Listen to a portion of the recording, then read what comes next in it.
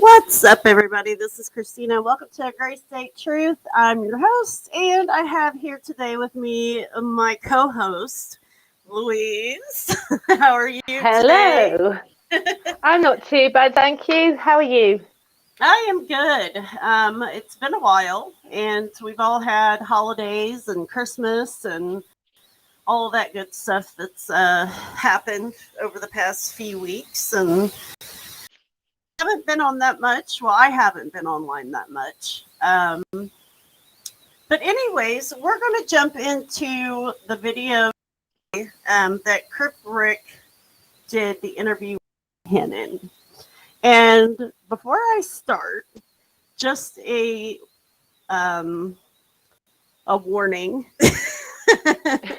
We do plan to pick apart this video a lot because I only heard a little bit of it, and so far I've got to say it's a big crock of BS. Like everything said, um, again with using people's names in this blame game, with no evidence, no proof, and we thought that Crypt Rick was very genuine about speaking to everyone.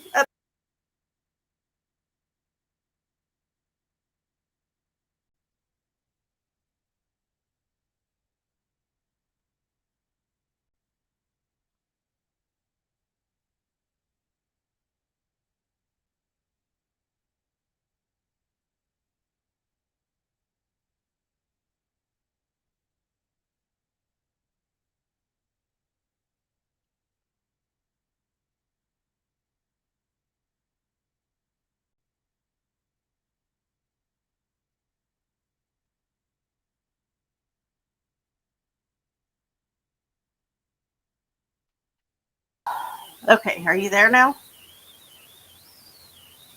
Can you hear me? Your audio just dropped out. I know the whole damn stream dropped. So another thing, I've moved my computer to the back of the house, and my connection is wanting to go in and out. So um, hopefully we can keep a good steady stream. I know it's probably going to cut out a few times. If it starts doing it a lot, though, I'm probably going to have to just move the computer to the front room so that way I can connect it. Slowly wheeling it along. Yeah. But as I was saying, it kind of looks like now that Rick is quote unquote riding Injustice's coattails, as they would say, all of David's friends were doing with him. Because we all know that David being guilty isn't as glorified and glamorous as David not being guilty, and there being this big conspiracy about this case. And so we plan I thought to. that he was going to sort of give both sides, I think that would be a good way to utilize your channel to show both sides instead of just, in essence, brainwashing people with the same bullshit. Absolutely. But he said some things in this video that are just ridiculous. We have commented a lot on his channel, which is kind of a good thing for him because it brings more attention to the channel if there's more comments. But the reason that we comment so much is because if we're calling somebody bullshit out, there's going to be comments. And then you have Greg that pops up under every comment, or Kathy that pops up under every comment, and they have no facts on their comment. It's basically just trying to belittle someone and talk about their children or talk about their personal life, and it has absolutely nothing to do with the case. But Exactly. Yeah, we're the bad guys now, so I'll gladly take that trophy of being a bad guy. So as long as ours comes from facts and not something we pulled out of our ass, I'll gladly take that bad guy trophy. So, and no, we're not getting paid to do this. None of our videos are monetized.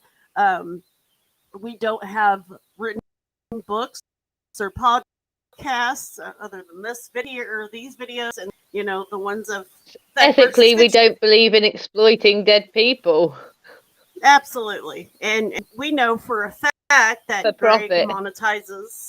monetizes his videos and makes a profit, whether it be 10 cents a video. He still profits from the Crowley family. And to come and say, oh, well, you're we think you're profiting because you're coming after us. No, we just do it out of the kind of our fucking hearts, because we don't like you are an asshole. So, and Exactly. The that's family pretty have much how it asked is. numerous times to be respectful and to consider how painful it is for them. They want to remember the Crowleys when they're living with a pulse. They don't want to remember them laying on the floor, decaying, and in that kind of state. They want to remember the good things about them. The families have all accepted the fact that David did this. They had all of the evidence. They've seen all of the documents, and yet you've got these bunch of jumped up nobodies who were saying, "Well, that's not true. You don't know this. You don't," and they haven't seen anything. It's like the irony of when Greg likes to say, "Oh, Judy didn't know David." Guess what, Greg? She knew him better than you did. Absolutely. You She never lived met the next door guy. to him. I mean, she knows his family. She She's knows the people that she's were never around claimed to be David, best friends. like they do. She didn't. Yeah, she hasn't ever claimed to be best friends with David and Kamel. She interacted with them. She spoke to them when she saw them in passing, and that's still a lot more than Dan, Greg, Catherine, Sophia, Crypt Rick, or any other person who wants to try and make out they know David and Kamel better than anyone else. They don't know them. Judy knew them that little bit more, but it's still a lot more than all these people who are going, David wouldn't say that. David wouldn't do this. You didn't know David. End of. You don't know what he thought and felt. You can't speak for him. You can't translate for him. So wind your neck in and accept other people's opinions when they've actually met the guy. Yeah, Dan actually goes into, being the matter of fact, like he knew David and knew who his friends were and who he was close to. And I'm just sitting there like, yeah, this is a joke, a complete joke. And anybody that can sit through a video and listen to that, like, I know that they're fooling a lot of people, but people also need to grab some common sense and realize, like, these people that have the injustice did not know David personally. They didn't know personally. They didn't know any of the family personally. But they will make you believe that they did. Like they were best friends and they knew who was close to David and they knew what David did, in the morning. If he got up and ate and wiped his ass, or if he wiped his ass and went and ate. They pretend that they know this stuff. And it's like people like Delusional. Where's your common sense at? But it's a pretty long video. We've got 2 hours and 12 minutes. And a lot of it is repeating the same stuff. I'm more than certain, because that's how most of their videos are, is the repetitive nonsense. So let's go ahead and get started. Yep. And here we go. I don't want to go through his intro. Come on, channel. Be nice, internet. It's buffering. This is it. Play nicely. I'm gonna end up probably, probably end up having to move this damn computer room, because I don't think it's going to cooperate. There we go. Saying, go look at the evidence yourself. Report yourself. Read the journals. And that's what I've been doing, to be fair. And I'm still in the middle. I mean, one bounce and the next, and it's basically document to document. There's a lot of case that I need answered. A lot of work were done, what wasn't done. So I figured somebody that has been researching this case from the. So instead of reaching out to the person who lived next door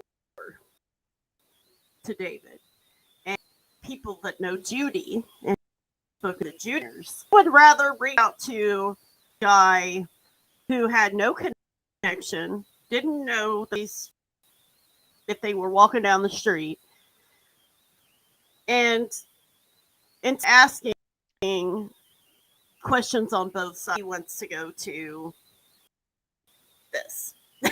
I mean, It's a little bit strange. I mean, he can speak to us or he doesn't have to speak to us. But then when you're saying you want to look at both sides and you've had like interviews with like 4 people who all believe the same thing and none with anybody that thinks otherwise, you're not giving that other side the opportunity to say, but have you looked at this? And here's some research, here's some paperwork, here's some documents, here's some studies, here's the things that we've got from verified experts. But if you don't want to listen to the other side and you just want to speculate of what the other side are saying and putting words in our mouths, more for you. yeah, absolutely. I think my audio cut out there for a minute again, but it didn't last very long. All right. Are you still there? I'm still here.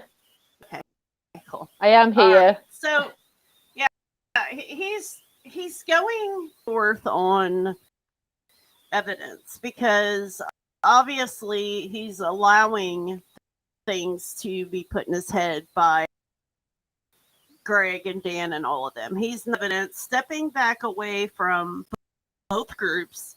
I'm not saying just group, but step away from both groups. Look at the evidence as a whole.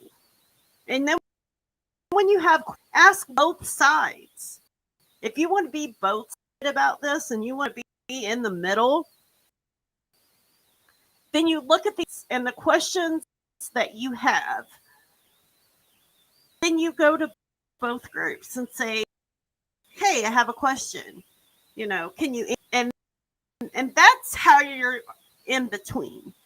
Not to interview this side, look at the evidence, but then I'm going to allow the tainted bullshit that they throw in there. And trust me, I'm guilty just the same. I did the same thing. I believe that David Crowley was innocent, but this was before I stepped away. And I remember you asked us questions. I did, and I asked both sides. I asked the Injustice group, and I got blocked. And so when I came to you guys, and I asked you guys these questions, and you answered them. You weren't snotty about it. You didn't block me. And so it just kind of goes to show you, like, what they're about. If it's not their narrative, and it's not pushed as they want nothing to do with it. And I can guarantee the same thing happened to Rick. And I think that's kind of why he has, in all honesty, I think he stepped away from trying to interview us because he knows. And he knows if he changes his mind about something that the Injustice group is just going to be like, no, done. So maybe he's using them to get viewers. You know what I mean? Like, there's people that do that. Maybe he's using this to his ability to get viewers, and then move over. The thing that he said today in the video, I don't see it that way now. That's the way I thought he was before. He was just kind of using them to build his page because he knew that conspiracy stuff would be something that would get him a group of people. But now that he said the thing he said in this video, I don't believe that anymore. So let's continue. And they are the creator of the Facebook page, the Justice for David Crowley and Family. And I wanted to reach out to them. I want to welcome my guest. Let's bring him in here. Welcome, Dan Hennen. Welcome, my Crypt. How are you doing today, my friend? Doing very good. Very good. Well, doing well. Thank you.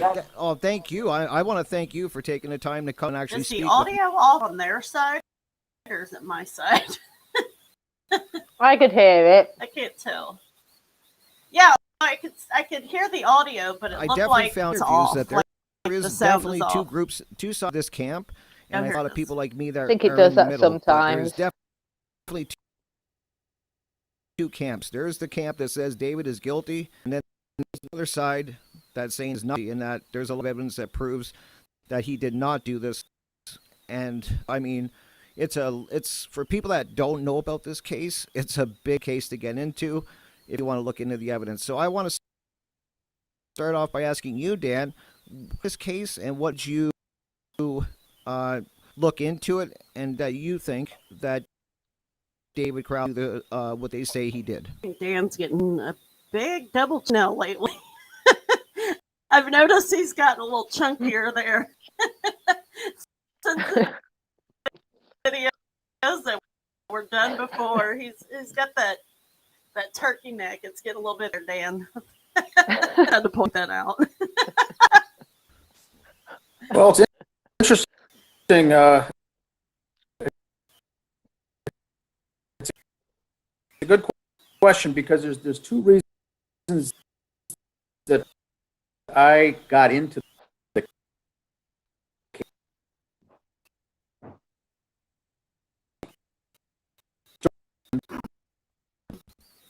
30 minutes.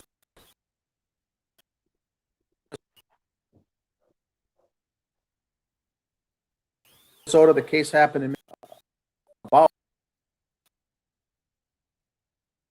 more of the incident at home. I knew exactly where It's home.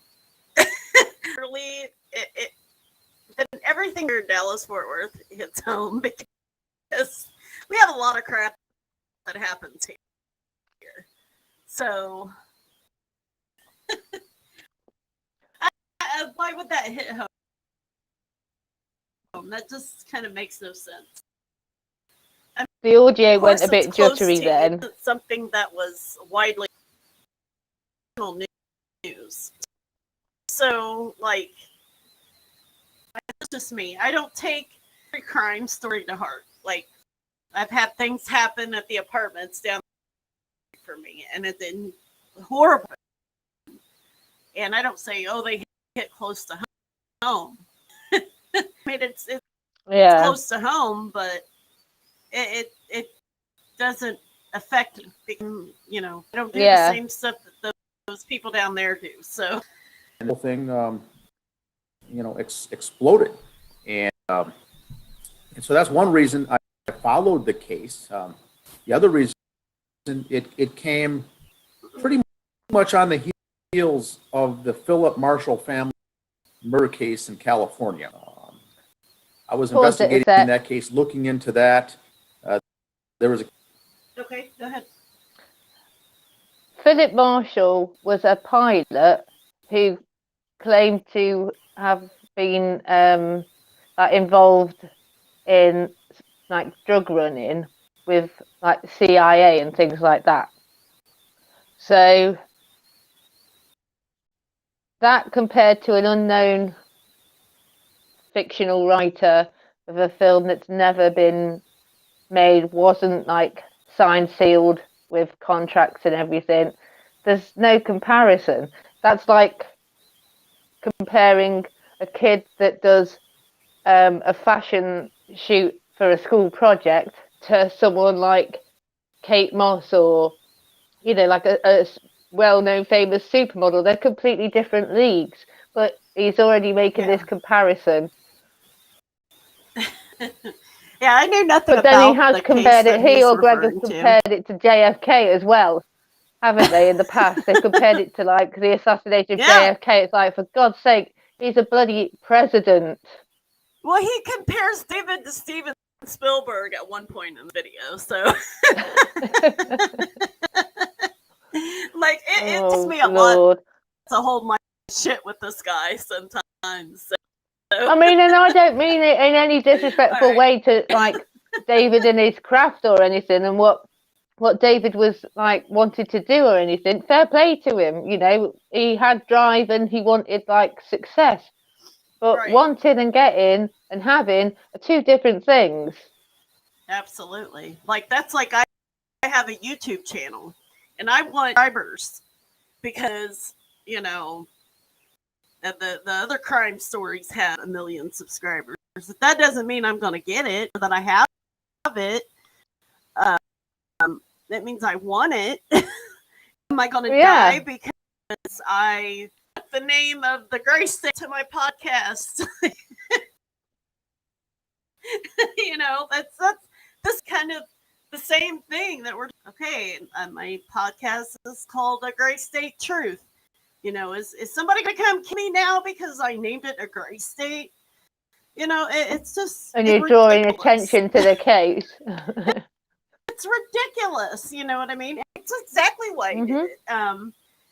I did name it A Gray Truth to bring attention, and I hope that when people do look up the Gray State, that they find this podcast because they will see the evidence and the truth. I mean, a lot of our videos are videos when we're going after or not getting, you know, the group of people that have done nothing but went after the family. And that's the problem here. We're not going after them because they are showing the evidence. We're not going after them because they want the truth. If they wanted the truth and the evidence is there's no DNA that belongs to anybody else in that house. If it was a government hit, you're going to see inconclusive results all over else.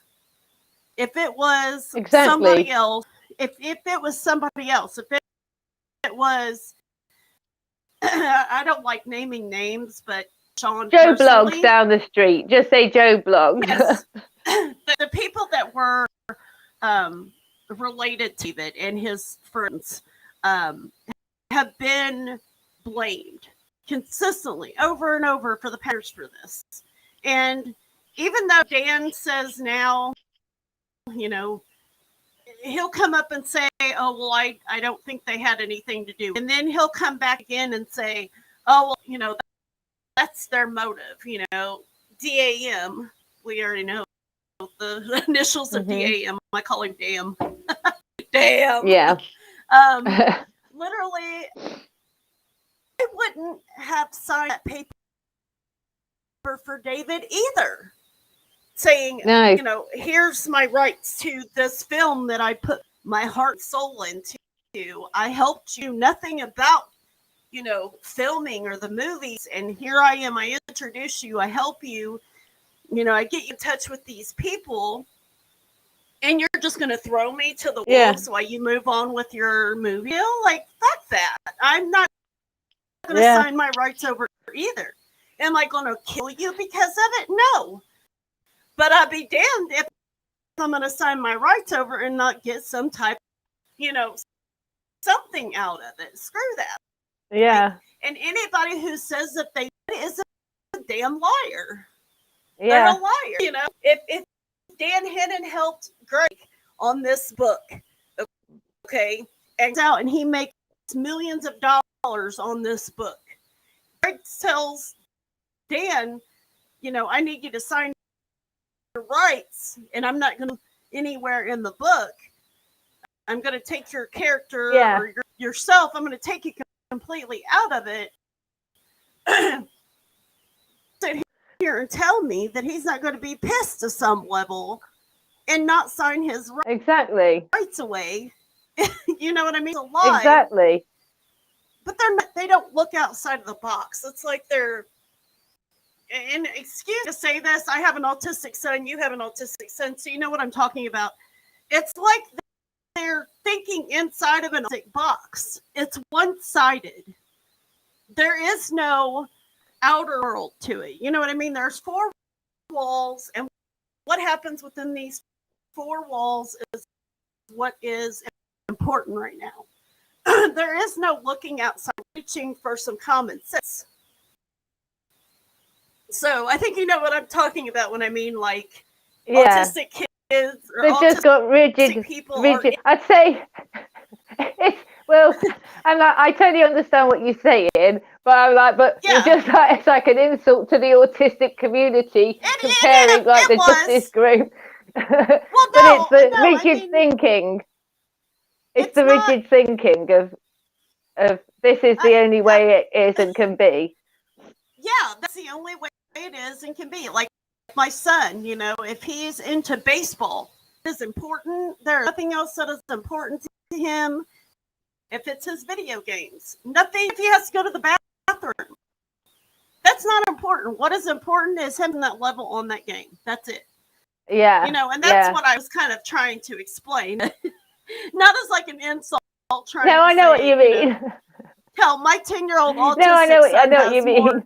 Has more intelligence than this entire group and their pinky thing. So, I mean, yeah, it's just and they think more outside the box as well and come up with unique ways of like a different perspective. Whereas this lot, it's just like David's innocent, and there's nothing that anybody can do. And you know, like with Greg's, there's no evidence that they assume that this is the police don't assume that anything is connected. They can connect them.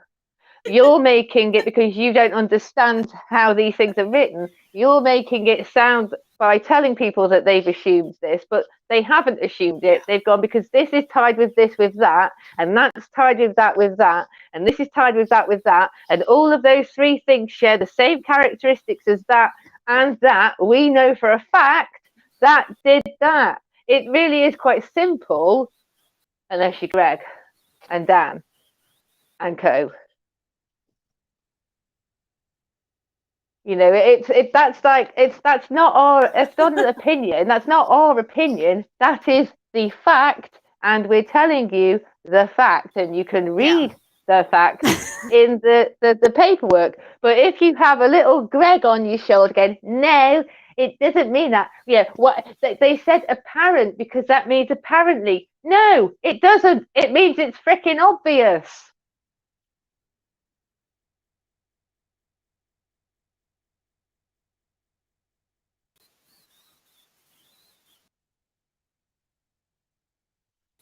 Are we still connected? Shoulder and Dan on the other. Oh. Yeah, I'm here. Can you hear me? I can, yeah. Okay, yeah, I think we're having connection problems, so bear with us. But I think a good picture meme is now Rick with a little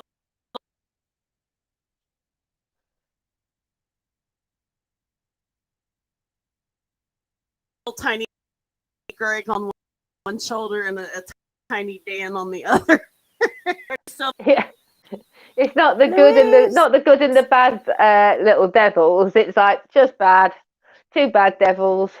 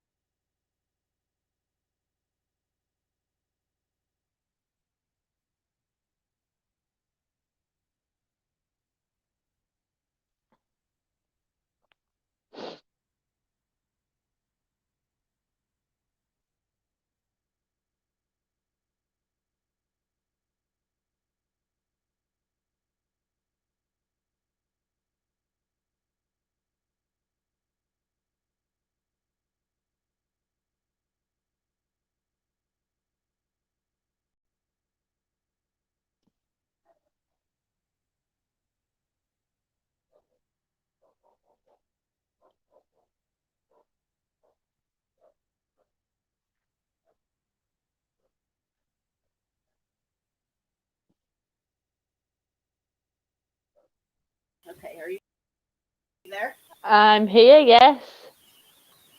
Wheezy? Okay. You there, Wheezy? I am, yes.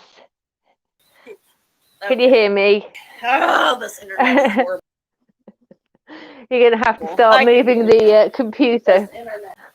I am. I'm like moving it around, shifting it, trying to find like the better connection of phone out in a bad area. It's always the way. Is the guy that he is talking about right now, was it a professional hit or was it a murder suicide? What did they determine? But with this Philip Marshall case? Yes, the Philip Marshall case that he was. They did say it was a suicide, but I mean, I will like say from the things that I've seen about it, like there is some sort of stuff that would that's the case that you would go, that's a bit that's a bit weird, and there are people who knew the guy and like neighbours and stuff, and people who said, yeah, there was some weird stuff going on. So like but I haven't sort of studied it enough or anything to know the ins and outs of it, but that one, because of the things that he's kind of was caught up in, or allegedly caught up in, if you're blowing the whistle on like secret drug trafficking things with higher ups, then you can understand that making you a potential sort of target. So I'm not gonna sort of but at the same time I don't know enough about it completely to be sort of saying, oh no, it was a simple sort of murder suicide or anything. And I think like there's nothing wrong with like questioning some things, but it's the thing of when you've got answers but you're still trying to twist it to be like what you want it to be, then that's when you've got the problem. Yeah, and that's what we've always tried to say. It's not a bad thing to ask questions about this case. It's not a bad thing to think outside of the box and be like, oh, that is kind of weird. If you're from a distant standpoint, you haven't seen all of the evidence, you haven't really put much attention to the actual facts, it does look like an odd case from the outside. But if you sit down, like I said, and you read the evidence and you're not one-sided about it, then you learn the truth by just reading the evidence and asking questions. I couldn't ask questions to Injustice Group because I was locked, so I didn't get their sided opinion. But you asked the question and you never got an answer because you got blocked. Yes, exactly. And that's the problem, is what do they hide? If I'm asking a very logical question and instead of answering, I get blocked, like someone, it tells someone, well, you're not going to agree with me. So this is it. Like, I'm not going to talk to you because you don't agree with, I mean, I can remember when you first came to us. So.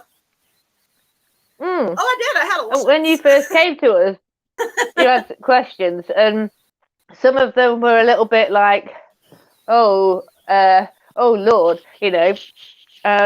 but at the same time, we understand that a lot of people come to us from seeing justice's things, and it just, there's certain things, or they've got blocked, or they won't get answers, or they're patronized, and you need to do more research. When they get a sort of sarcastic, snide comment back, but there's lots of things that people say, well, how about this, and how about that, and what about this, and what about that, and then we'll just sort of say, well, let's look at point one to start with, and then work through them, because it is complicated, and it's not.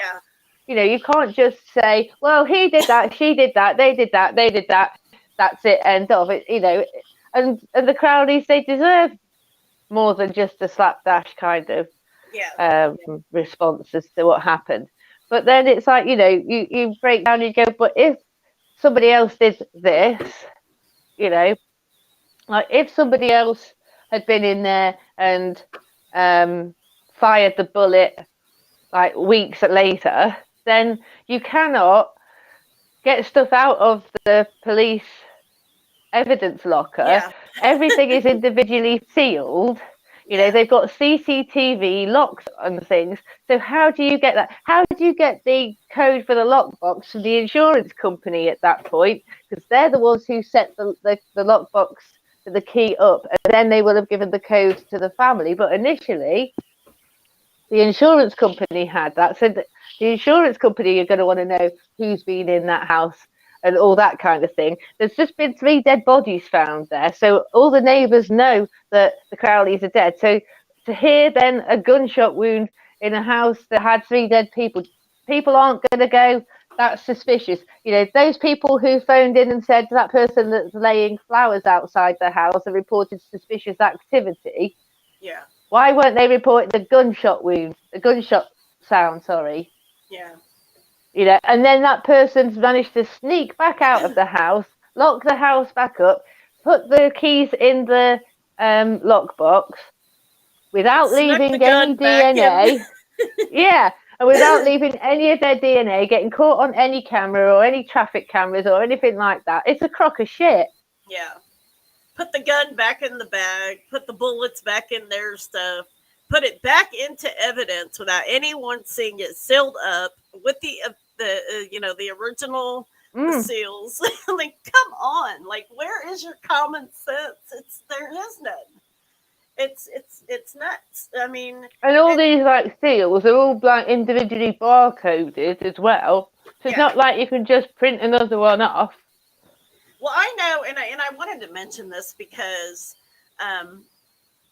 they're like around Christmas time and around New Year's Eve and the holidays. Like, I could be standing outside smoking, and I can hear fireworks. I can hear people's cars backfiring. You know, just within the few minutes that I'm standing outside, and it's loud. You know, it's loud. And of course, around the holidays, you have people who shoot guns when they're happy, you know, when they're celebrating or whatever, you know.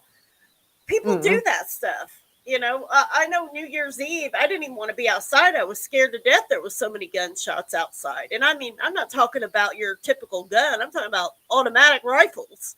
You know, you can hear them. And so for them to say, oh, well, why didn't they call whenever they heard the gunshots? It's the holidays. People shoot guns outside. Sometimes cars backfiring sound like guns. You know? Yeah. You have people shooting off fireworks for Christmas or for their birthday or for, you know, celebrating. People do that kind of stuff. I know the Chinese people, they have, it's called the Tet holiday, and it's around Christmas time. And they shoot off fireworks. They shoot guns into the air. So who's to say, you know, okay, well, you're just sitting in your house watching TV and you hear this boom outside. Are you going to automatically think, oh, shit, my neighbors shot themselves? You know, you're not going to think that. No. It's not going to be in your brain. You're going to think, oh, well, it's probably a firework, or so they're celebrating. Like, that's things that come to your mind, not, oh shit, my neighbor just shot his whole family and himself. You know, it's exactly. And depending on where these things are going on as well, like, you know, everywhere has different acoustics. Yeah. So some things can like echo and sound a lot louder when the sound travels. Other things don't. You know, sometimes like someone's washing machine can blowing up can sound like something else. You know, there's loads of things. Yep. And that's the thing. I mean, it's just it's common sense, and that's it. That killed Let's keep Philip, going. his teenage daughter, and his teenage son, and the family dog, all killed. It was quickly wrapped up, quickly rushed to judgment, and nothing really mentioned since. And I was able to conduct interviews with his sister and members of the family and members of the community to show that, you know, that he did not do that. He was not in debt. He was making a good monthly payment, a good monthly income coming in on his retirement and whatnot. So the stories that all led to that was we're able to see propaganda feed into the story, and propaganda feeding into the news. The morning that I was introduced to this case, a friend emailed me the link and said, looks like the same thing happened in Minnesota, except they didn't kill the dog. Okay. I get the this similarities link. are crazy, I have to admit. It was exactly the same. And I said, oh, this looks like a professional hit. I'll look into the family. I didn't know David Crowley. I didn't know his wife. I didn't know the daughter. I didn't know what his project, the Gray State, even was. And I'm a truther. I'm out there following true conspiracies. You're a liar, Dan. You're a David Crowley, bullshitter. living right in Minnesota. I didn't know the man. I didn't know his name. Wasn't familiar with the project at all. But I looked into it thinking it was a government hit, a government assassination, and what. Straight to the worst possible conclusion, Quickly, you the know, first thing without I like found knowing by any looking facts into it, or that anything. it was a happy family, the family that got together. Looks they were could be successful. deceiving. They were doing things. Yes, things were they happening. can. Absolutely. We have so many cases that looks can be deceiving. I mean, Dan should really go and get himself like One that I've employed really by gotten the into lately, police and and I've stuff, just been because watching, like according to Dan, you can look at someone and go domestic abuser, burglar, sexual predator, fraud. You could just, you know, gay. You could just tell so much by looking at people. That's called bigotry and discrimination. Yes, absolutely. So what are some cases that looks can be deceiving? We have the Chris Watts case, for example. We have a guy who, you know, was a quiet kid, who was in sports in high school, who, you know, got married, and him and Shanann had this beautiful life. They had 2 kids. She was pregnant, and he was cheating on her. And he killed her while she was 15 weeks pregnant and his 2 daughters. He dumped his wife's body, pregnant body, into a hole, a shallow grave, and put his 2 daughters in separate crude oil tanks with an 8-inch hole at the top. Shoved these little girls in this hole with these crude oil tanks. But look at his life before. Dude was, you know, he was fit. He had this happy life, you know. So looks can be deceiving, especially in that case. We have Lacey Peterson. Gabby Petito case as well, Yes. you know, where it made out that she was like the abuser and then she ends up being murdered. Yes, we have that case. We have the Lacey Peterson case. We have Casey Anthony, for crying out loud. You know, everybody said, oh, she was such a good mom. And, you know, she was attentive to her daughter, but yet her daughter's dead. Her mother's the last one who's seen her and never called her in for 31 days. I don't care if they claim her innocent or not. She is walking around free because of a dumb jury. That's all I got to say. Yeah. Even the judge said she was guilty. But there's like all these unsolved crimes, missing people and stuff. If it was that simple to just look at somebody and go, you did it, they did it. You know, look at the Delphi case. You've got the image of the bridge guy, but nobody knows who the bridge guy is. You know, you can't just look and go, that's the bridge. You know, look at how many people have been accused of being that person. And, you know, you're throwing people's lives, you know, you're throwing them under the bus when you've got absolutely no evidence. And then when you've got evidence clear as day, you've got ignorance going, no, I choose not to believe the evidence in front of me because in my eyes, my darling David wouldn't do that. You don't know, David. You don't know somebody under pressure. You don't know what makes people snap. You don't know people's limits. People snap all the time.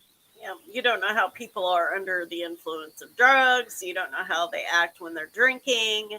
You know, me and you have had this conversation personally about the whole alcohol thing, you know. And speaking in terms, you know, someone is a completely different person that works, that takes care of their kids, that is, you know, doesn't cheat, doesn't really do anything but drinks.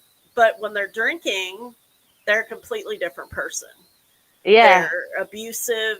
They're, you know, they talk down to you in front of kids. Doesn't matter, people act different under different types of pressures, under different types of substances. And we knew that David used drugs. We knew that David Yeah. drank. And how did he behave when he did that? Nobody knows. And so I don't think that Even these under like people, anxiety and depression, people yeah. are different. And that's the thing. I think that these people haven't ever been in a position of having some type of substance abuse issues other than Greg and his wine habit.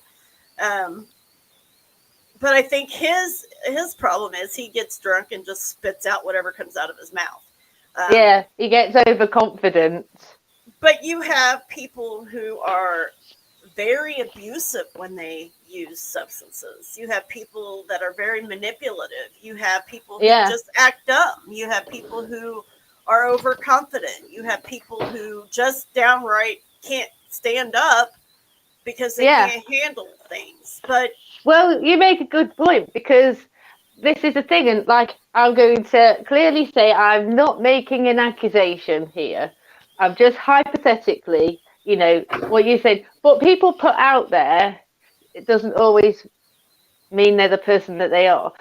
Like Greg's on there a lot, but no one knows, because no one's there with Greg. No one knows if when he comes off his live stream, if he don't beat the shit out of his wife. No one knows, because they're not there. But like I say, I'm not saying that Greg does that, but I'm saying nobody knows because nobody's there. And lots of people do, a nice as pie whilst you're like serving them the drinks and they're having the crack and everything. And then they go home and their wife says one wrong thing to them, like, you said you were going to be home at 10 and we were going to spend some time together. And that's when it starts. Yeah. Oh, you're always nagging me. And then the next thing is to get the clout, and they're getting their frustrations, they're taking it out on their loved ones, and their kids are upstairs listening to it. What you see on the outside is not what you see behind closed doors. You can't guarantee it. Absolutely. They might be like perfectly nice and be a nice cuddly drunk. But they might not be. Hell, they could be a church not pastor. Not everybody is. They could be a church pastor and be the nicest, most caring, giving person in the world on the outside. But behind closed doors, what are they doing? You don't know these things. Yeah, fiddling with children and ripping people off so that they can buy a new roof for the church. Yep, absolutely. And then pocketing the money, It does happen, and unfortunately, it happens far too often. On a positive note. And it only comes out sort of like afterwards, when people, when someone's brave enough to say this person was abusing me, and they've got some evidence or they've got a witness. But no one knows what goes, unless you've got CCTV running 24/7. You've got no idea what goes on in people's houses. Yeah, and the Crowleys are no different, We know David had depression. He talked about it himself. We know that David had PTSD. He talked about it himself. We know that David liked to smoke weed a lot. He said that himself. We know that David used shrooms. He talked about that himself. And that they discredit David's own words. And it's and we're not saying that just because he took shrooms or smoked pot that makes him a murderer. That's not what we're saying at all. But it does influence your mood. Absolutely. And if you've got a negative thought and you're, say, smoking a weed that you're not used to, it can, like, instead of chilling you out, it can make you incredibly anxious, and it can make you fearful, and it can make you panic, and it can make you hear things and think things and misinterpret things. Well, especially shrooms. It's a hallucinogen. And you're talking about someone who suffered from depression, suffered from PTSD, and was taking shrooms. Who's to say that didn't trigger him back to, back when he was in the war? And he's thinking, he hallucinates and thinks his kids and his wife is an enemy. And then he kills him, and then he realizes what he did. And in order to save his soul, he's got to put Allah Akbar on the wall. And I wanted to talk about that because I posted not too long ago a video about a guy. He actually represented himself in court. Biggest narcissist guy I've ever seen in my life. He gets out of jail. He doesn't have anywhere to go for his parole. And so his kid's mom says, well, you can come and stay here. He ends up killing her and the daughter who has special needs. He keeps the son alive and has the son walking through the house saying, Allahu Akbar. And the kid says this. They interview the kid, and the judge or the prosecutor asked him, what did your dad tell you to do? And he said, he told me to walk around and say Allahu Akbar. And I posted the video in the group, so anybody who wants to see it, it's there to show that those things happen. You know what I mean? So the Crowley case isn't odd. It is to an extent of the Allahu Akbar. But it proves, that it was done in the same type of situation that was done in the Crowley case. That statement, that Allahu Akbar, was stated during the same time as another homicide. Yeah. And so, people do desperate things in desperate times, I mean, just you've got the blood writing on the wall, but again, nobody knows. David might have been saying the Lord's Prayer 5 minutes before that, and he might have been praying to Hare Krishna about something. There's all sorts of things that nobody knows. He could have, gone through every kind of religious sect and said a prayer in that, religion, because he doesn't know exactly what's going to happen. Yeah, absolutely. When he does the last thing. And that's what I'm saying, that dad told that kid, walk around and say Allahu Akbar over and over again. How do we know David wasn't doing the same thing?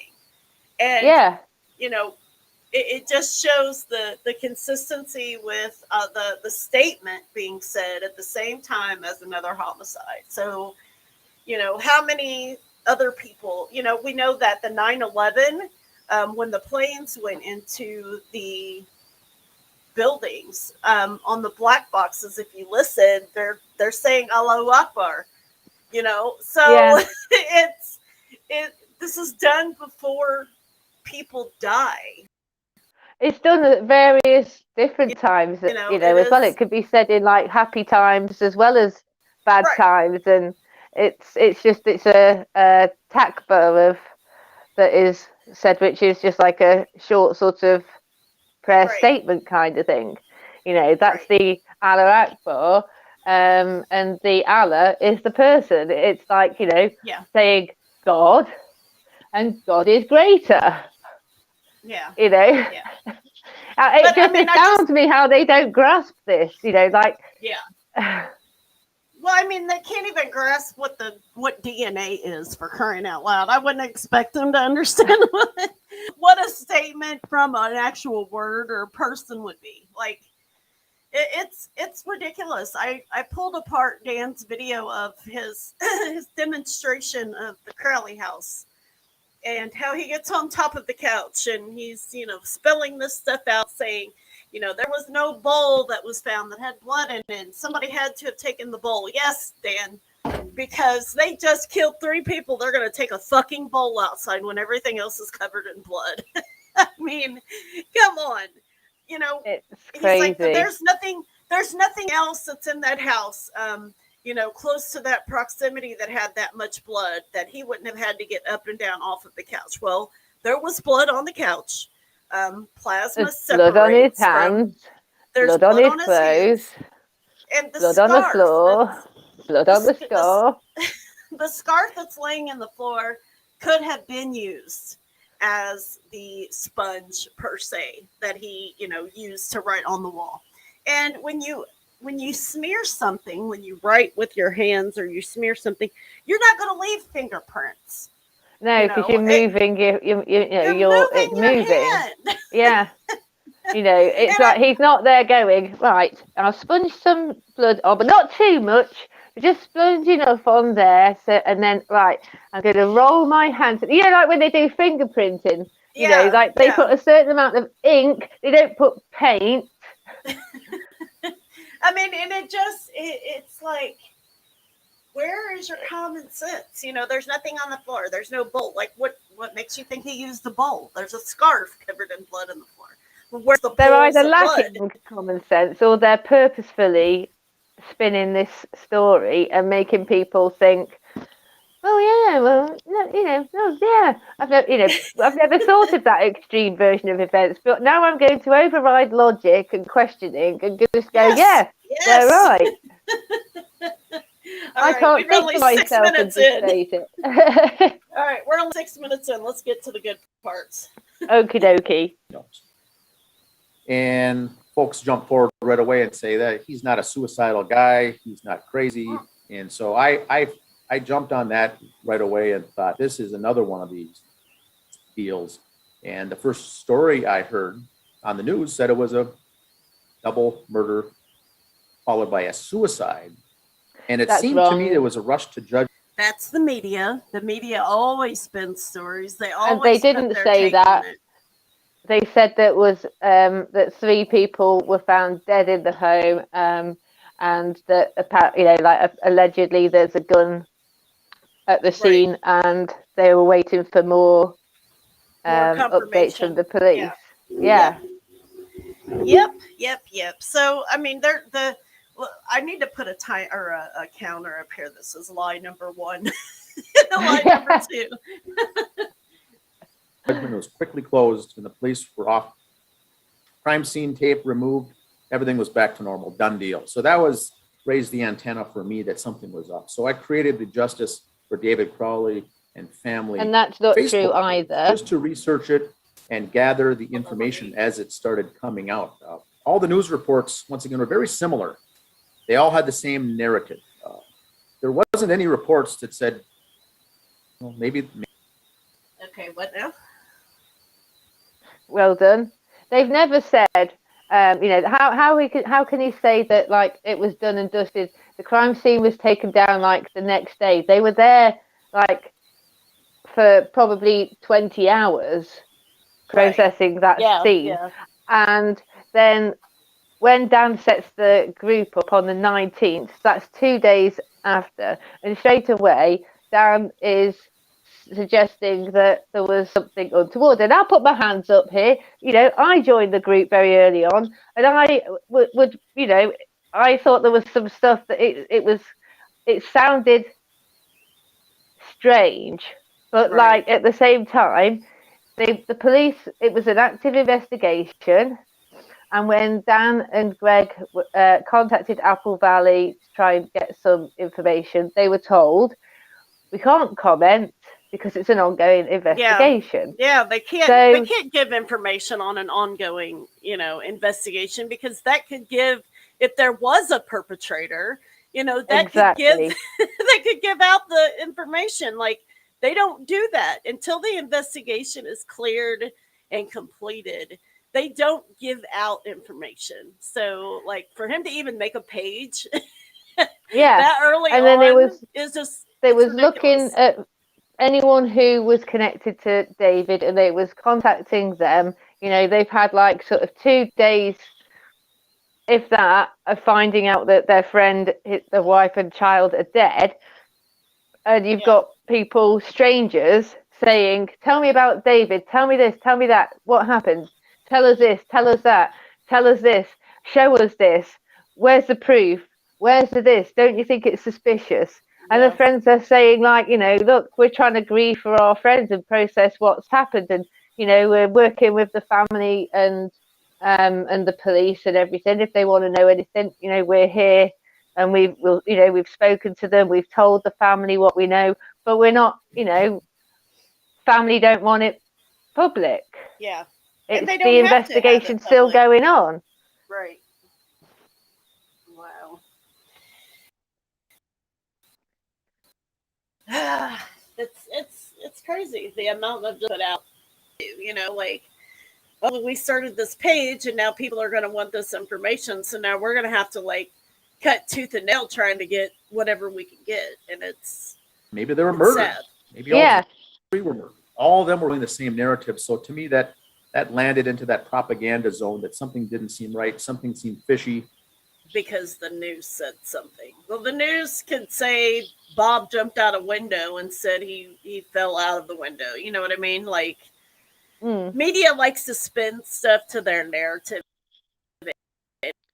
anyways. And then instead of other news people, we've seen this happen with the Injustice Group. You know, people just run with whatever was thrown out there because they don't want to put the investigative work into it. And we've seen this with, you know, Southern Truth and Crypt Rick and Catherine Michelle. Like, we've seen them all run with the same narrative because they lack the common sense to put the attention to the evidence itself. So something seemed off. And I created the page, and we started getting members and folks following. We didn't have an answer as to what happened. We just figured that David, more than like 2 days after the bodies discovered on January Monday 18th is when I created the page. That's amazing. That I didn't even know about the story that you just talked about. How there was another case, and it's basically identical except they didn't murder the dog. And that's a part of the case that I just something in the back of my head that I always thought about is, okay, I know David, from what I can tell, really loved that dog, and he leaves the dog alive. I don't like if he did. Well, there was 6 bullets, and one of them was shot through the floor and was found in the basement. And so I honestly believe David tried to shoot the dog, and the dog ran. I think he probably left Paleo alive longer, but I think that he tried to shoot at Paleo. I don't believe he tried to keep him alive. And he most likely didn't think that they would be undiscovered for the amount of time that they were. Yeah, absolutely. So I honestly, he could have loved the dog to the moon and back, but I still don't think that he intentionally left the dog alive. I think that he tried to shoot at Paleo, and Paleo ran. I mean, that's my honest opinion. Yeah, I don't really have a sort of thought on it, because to me, it could go either way. There are plenty of people who have been suicidal and they've committed suicide, but they haven't killed their pets. Yeah. And there's other people who have killed their pets. But I think as well, also, I would tend to sort of lean more towards, I would have thought that he would have tried to kill Paleo, only because once you've killed, if you're killing yourself, you're taking your own life. But to kill another person or animal, that's obviously the clear difference between murder and suicide. And not all suicidal people kill other people, but some do. Yeah. So I would tend to lean with you and think that he did take a shot at the dog, and the dog managed to dodge it or run or hide or whatever. But I'm not gonna say for a fact that was the case, because I don't know. And this is the big difference between us and them, is we're not stating certain things as facts. We don't know. No. Yeah. Absolutely. And as much as we don't know, neither do they. Yeah. So you can't say it, you can have your opinion. Yeah. You can have your opinion as long as it's not, blaming an innocent person. That's been proven, Or saying, no, Christina, you're wrong. Yeah. Yeah. It's crazy. He did do this. I don't understand why he would take his daughter's life, his wife's life, his life, and then leave the dog there to fend for itself. I just found that just something odd. I thought about one of the many things I find odd. But then can you understand why somebody would murder their family in the first place? Yeah, absolutely. You can't justify it. Do you know what I mean? You can't say, well, I can understand why they did this and did. You can't, because you're not in that state of mind. Yeah. Just tuning in and you haven't heard about Gray State, and you start looking at the David Crowley case, you're going down a lot of rabbit holes, and you're going to hear a lot of things. It's not as cut as dry as I think a lot of people on one side think that it is, at least in my opinion. And I'm doing what everybody said, Passive to look at the aggressive evidence there. myself, look at the Yep. pictures myself, read everything, and that's what I'm doing. Now, And I be read influenced definitely by read his one journal. Have you read side. his journal already? Yeah. I have I've skipped through it fairly. Right, but from what Okay, to just hear what Disrespectful Dan, considering he's the fan. like Yeah, Dan, I skipped through literally, it. yeah, I skipped through it like fairly quickly. We're talking about David's journal and David's own Yeah. thoughts, his thought process, his thoughts, his Something that feelings, Dan's been wanting to get his grubby hands on for years. and he just skipped through it quickly. Like the man who you're investigating, the man who you're idolizing and making these pages about, and the man that Yep. you're defending, you quickly skipped through his thoughts and his feelings. Exactly. Like, And that's why anything that Dan says regarding the journal means absolutely nothing. yeah, Because he's just skimmed through it. He hasn't read it properly. He hasn't digested it. He hasn't researched it. He's talking shit. well, I mean, this is like, where is your credibility when it comes to wanting actual justice for this family if you can't even read the man's literal fucking words in a journal that he wrote himself? Like, where's your credibility? That's Exactly. Wow. From what I And can that's tell in how his journal, yes, he respectful they was are. Yeah, it's sad. You know, that's how much David and Kamel and Ronnie and Justice goes. It's like, nah, I skimmed over it. It's too emotional for me. I looked through it real quick, but I based my own opinion on how David thought because I thought for him. He didn't think for himself. So It wasn't of any interest to me because it goes against the grain of what I'm trying to say. yeah, absolutely. Absolutely. having some issues, and I think he, in his own way, he was. I'm going to keep this on. I'm going to grab a smoke real quick. I do think he was treating it, some form of it, but trying to treat it himself. From what I can tell in the journal, this is just my opinion from what I read. Anybody can interpret it. But I don't think, like a lot of people are saying, he snapped and that he was in a dark place and all of that. And I don't see it in the journals as much as other people do. I see a man struggling with certain issues and doing that. But what did you find in your research that he was going off the rails, or he was depressed, or so bad that he would, or anything that would lead to what happened that day? Like, do you think that he was just a normal guy, like I think, and just going through normal day stuff? If that's your idea of normal, there's a big problem. As a young father and husband, him and his wife were going through some struggles. They were new parents. They had a young. They were not new parents. Ronnie No. was what, 5 years old? 5. Yeah, Ronnie Yeah. was 5. So add on the 9 months of pregnancy. That's nearly 6 years' time to get used to being a parent. Yeah, and David himself even says, "Oh crap! Hold on. I have a call from the doctor. Yep. Let me mute myself. Hold on."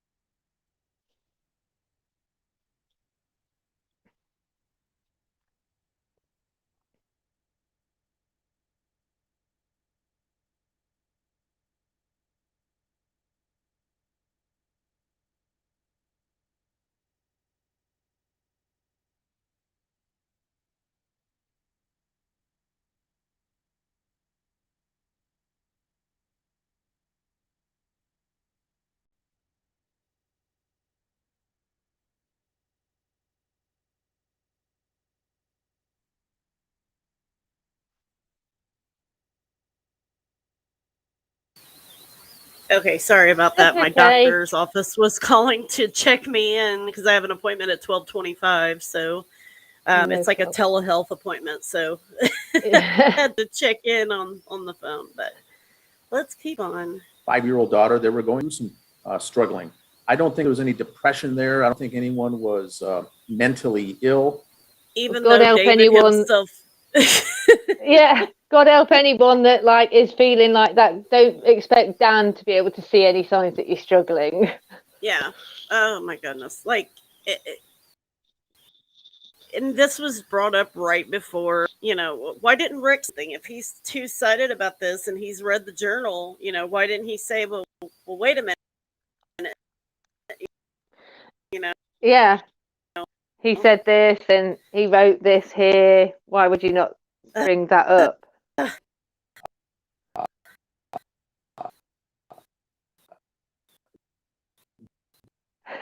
David did serve his country in.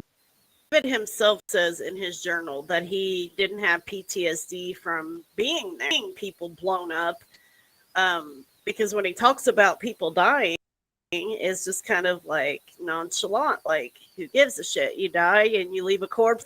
He said that himself.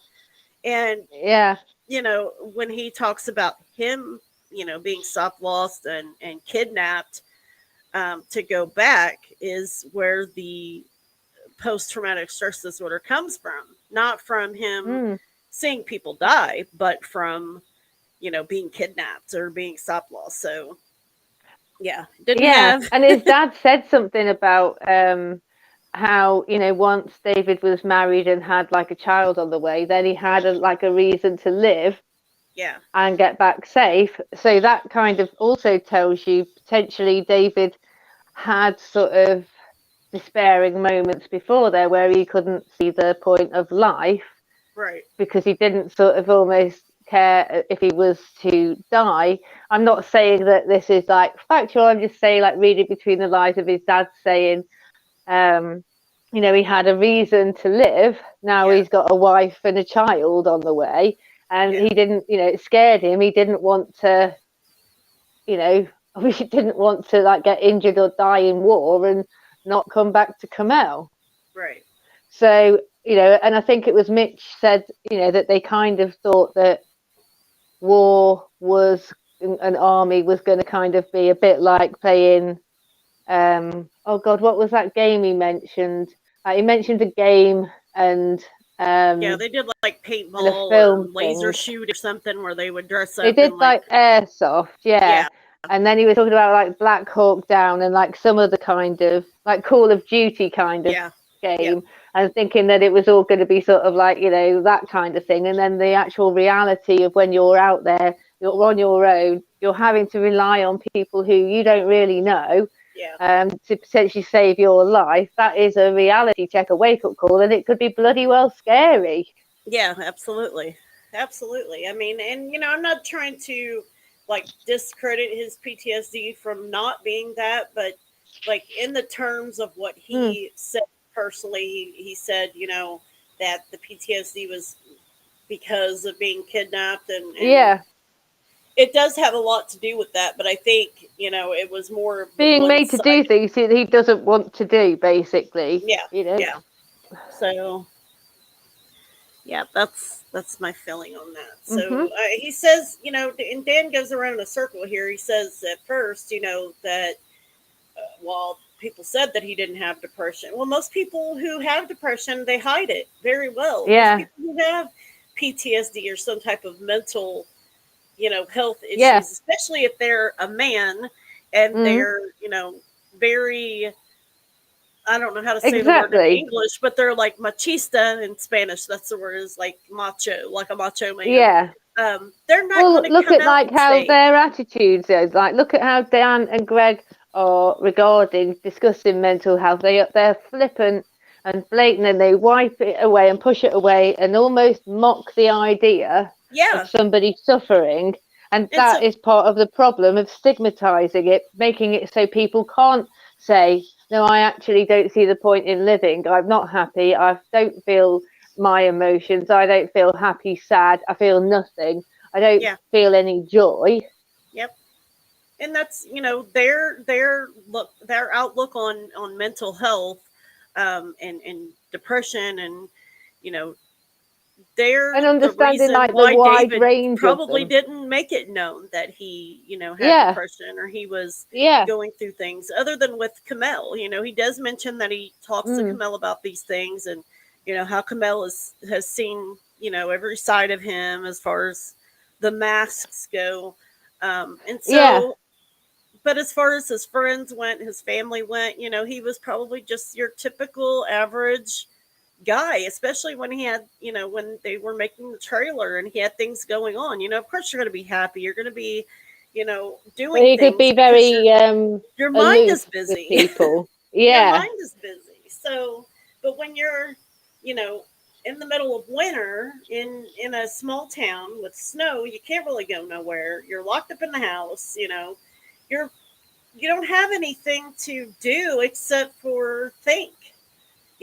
Think about how this went wrong. Think mm, about how that went wrong. Think about, you know, everybody else's issues. It gets pretty deep. I know that yeah, I'm on medication for depression and anxiety, and I know when I'm out and about in the summertime, I'm out with the kids, I'm out doing things, I'm happy, I talk to everyone, but when it's wintertime and it's, I'm locked in the house, the mm, kids are at school, I don't have anything but my own thoughts to keep me busy, you yeah, know. yeah, And so yeah, it gets kind of, you know, when you get in your head and you start thinking about, God, I could have done this, or I should have done that with my life, or, mm, I should have done this years ago.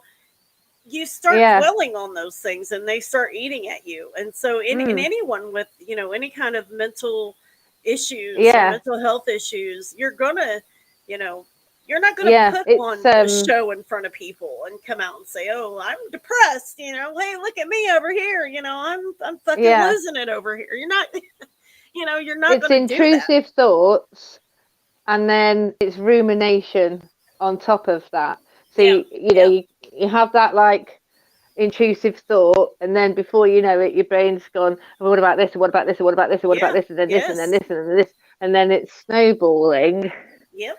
Yep. And with that, it's bringing physiological symptoms. It's Yep. not a case of just going, just don't think about it. Yeah. If it was that simple, there wouldn't be a massive problem with mental health disorders. Absolutely. There would be no medication. There would be no, therapy, and it's more widely talked about now than it was, a few years ago. Like Yeah, just yeah, recently, you see you can do mental health stuff online, and I think because of COVID, you know, more people it's coming to light because these people had to stay home, mm, and they're seeing the effects of, you know, how wide of an issue, depression and anxiety and mental illness is, that it's being mm, brought to the forefront. But, a few years back, we didn't really have that. no, You had therapists, and, people went. Sometimes they did, sometimes they didn't. But, it's more on a wider scale now, and more brought to light now than it was back yeah, then. So, what was really going on in the world. So no doubt things like that did exist. Did they drink? I think a little bit, not a lot. Did they do drugs? Yes. They did drugs, not a lot, but they did them. And I you think don't know a lot of though. people following You the don't same. know how much they did. yeah, You know, absolutely. some people will go and take 30 mushrooms and make a brew out of the mushrooms and, consume it all. Other Yeah, people will microdose. The microdosing is, small amounts, yeah. Every and they're few seeing hours. that there's Yeah, potential, that there is potential to sort of help with mental health illness with that. But there's yeah, no evidence that David was microdosing. yeah, He didn't say that he was doing it to sort of medicate himself. He was doing it to try and open himself up. yeah. He wanted to feel, basically. So Right. there's an admittance of apathy Yeah. and not in touch with any emotions, and that he wanted to feel. Well, even when it comes to, you know, the shrooms and things like that, they're talking about how they're using hallucinogens for anxiety and depression. They're using ketamine, and they're using it in a doctor's setting, where Yeah, it is monitored very, very closely. You know, we're not talking about, yeah, you know, they're handing you ketamine to go home and get high on. We're talking about like you're medicinal dosing. yeah, you're admitted as a patient, and they're using it, and they're studying you while they're, Mm, you know, putting this medication or this drug into your body. Does it help? I've heard it does, but you still are hallucinating.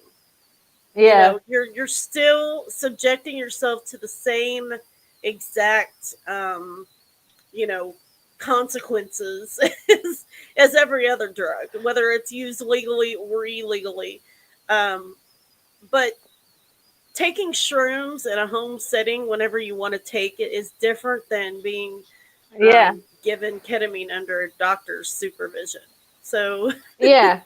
And he wasn't saying, I'm having a bit of, I'm having a little bit of some mushrooms to take the edge off yeah, anything. He wanted to have a trip, yeah, and he was frightened of having to be faced with his demons. yeah, yep, And you can research it as much as you like, but researching it, it's not a guarantee that you're not going to be faced with your worst nightmare. oh, absolutely.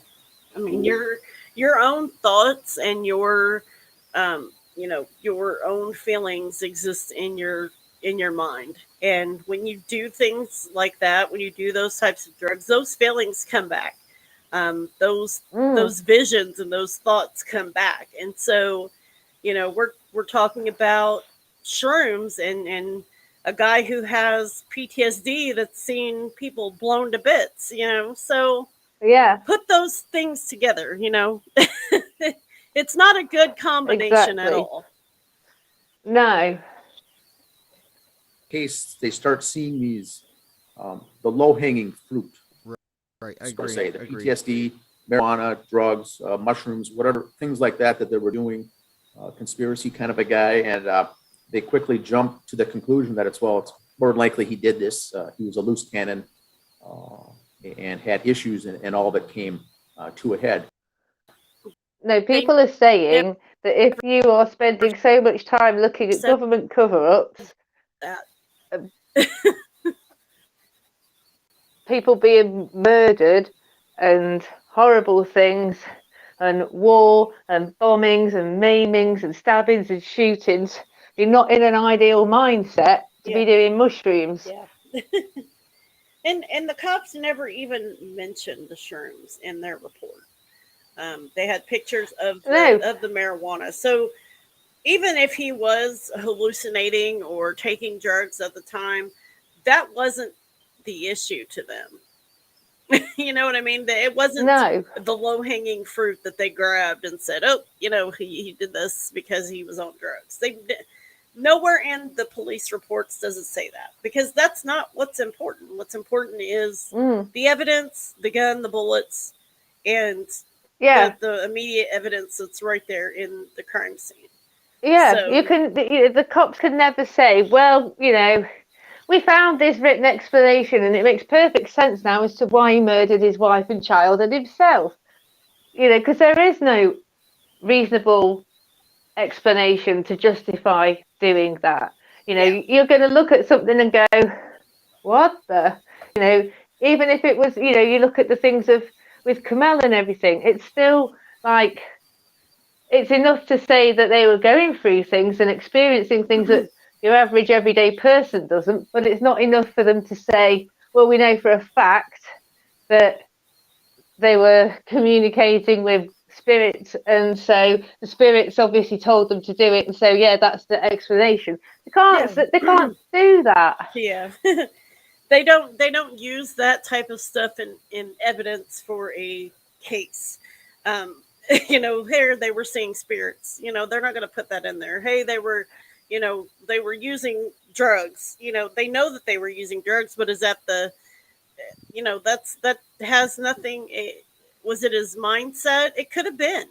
It could have been a lot of things, but they're not going to write something in a report as a fact when it's just it's circumstantial Yeah, things that but they were say there that at the they believe time. that, the sleepless nights, the drugs, and all these things, they all make for a bad mix. Yeah, And then with the absolutely. video and audio footage that they've got, and things that the families have got from the behaviours that were exhibited and witnessed by family and friends, it's all that Yeah, that pulls together, that they were unstable.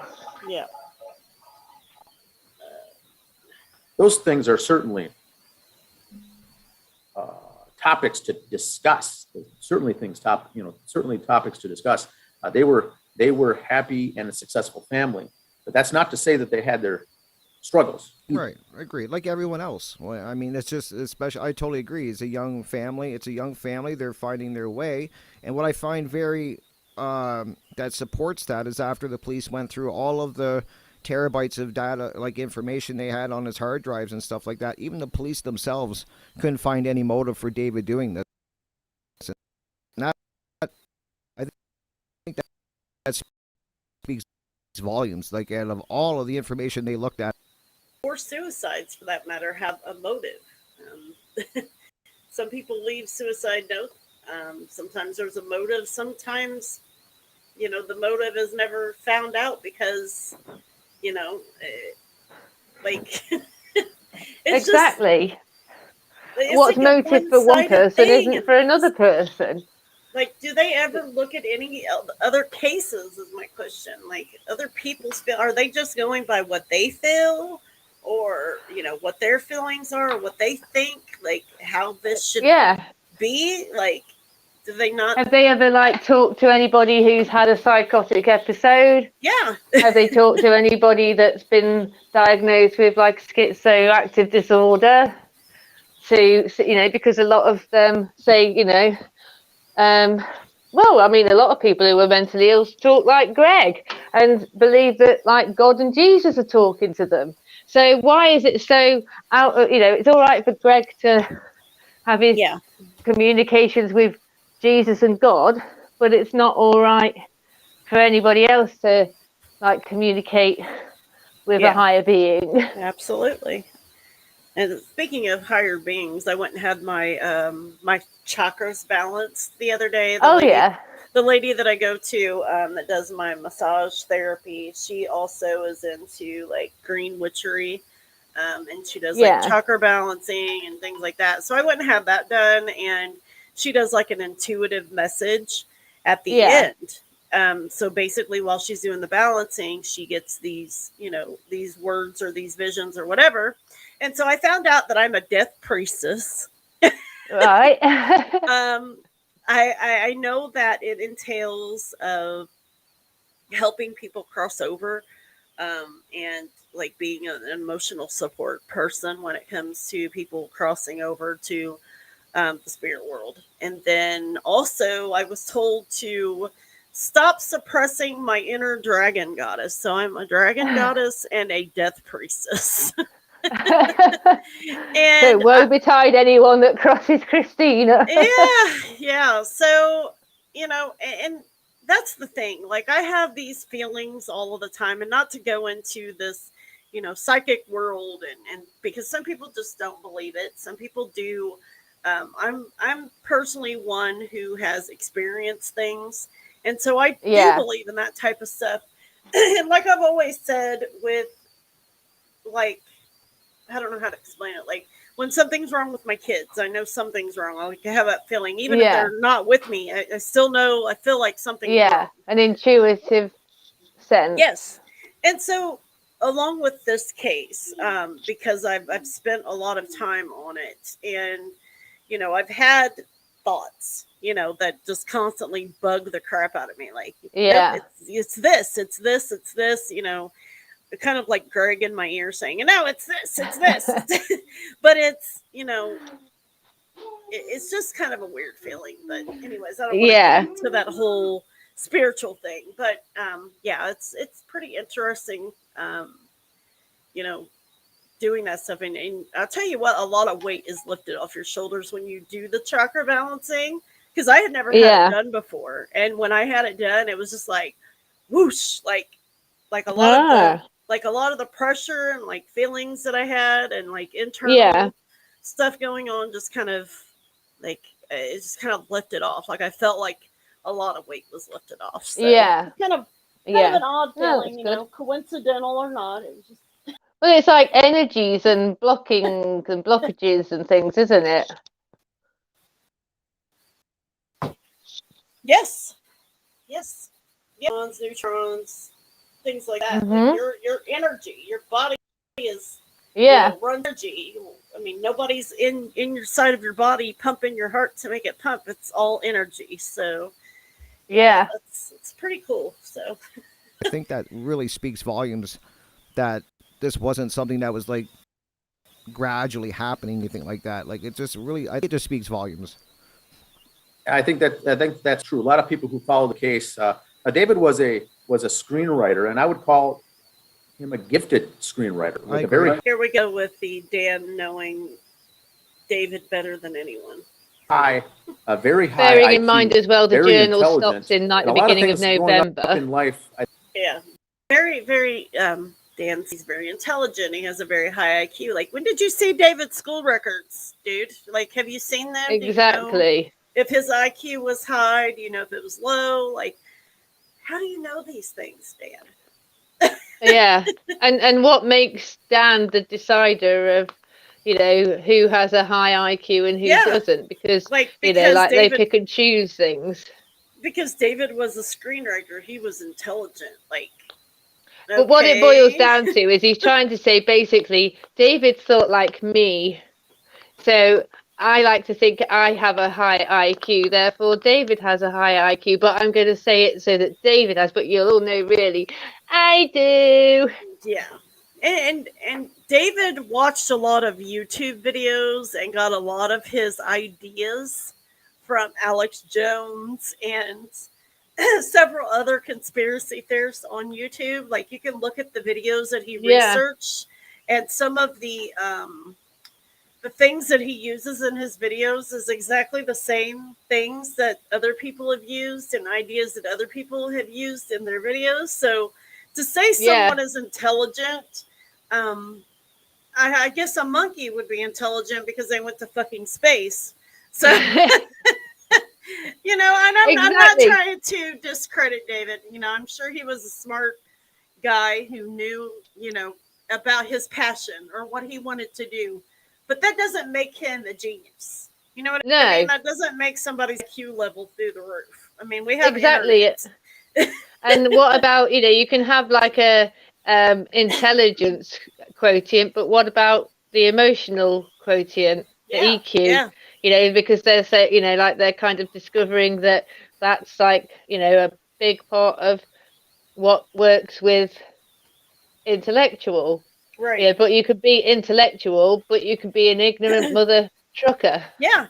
I mean, and that's just like in our group. We have, you know a lot about the case, the dates, the times, you've studied the case. I'm more of a technical person, like the superimposed videos, and I do things like that.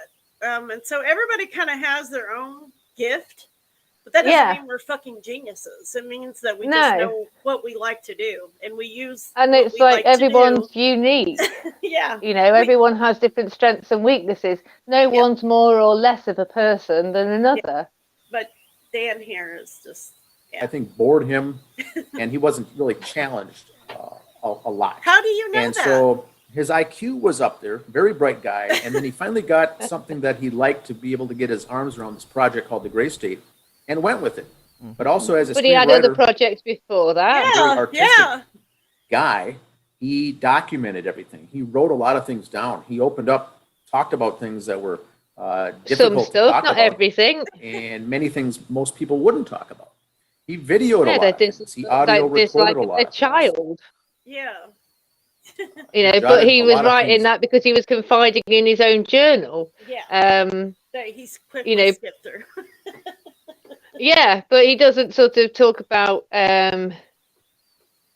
everything. Yeah. Like you said before, he doesn't like have his sort of whole schedule, a routine mapped out. Yeah. He doesn't Yeah. talk about how he feels about, like, you know, his relationship with his mum, or his relationship with his dad, his relationship with his sister, his relationship with his brother, his relationship with friends. He just writes off the cuff comments Yeah. where it's almost like you could say, and I don't mean it disrespectfully, it's almost like David's on his period and he's having a rant.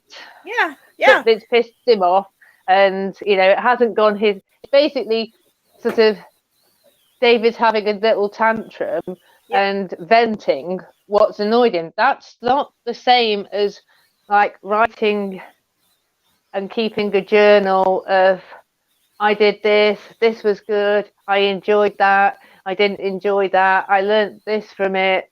I've noticed this about myself. It's never David, it's always everyone else that's got the problem. Yep. Yep. Yep. And that's where a lot of the narcissistic traits, come in to me, honestly, is when David is blaming everyone else but himself. Yeah. People are mooching. It's like the whole city is a charity case, Yeah. But how were they a charity case if you weren't working? Nobody was mooching anything from you.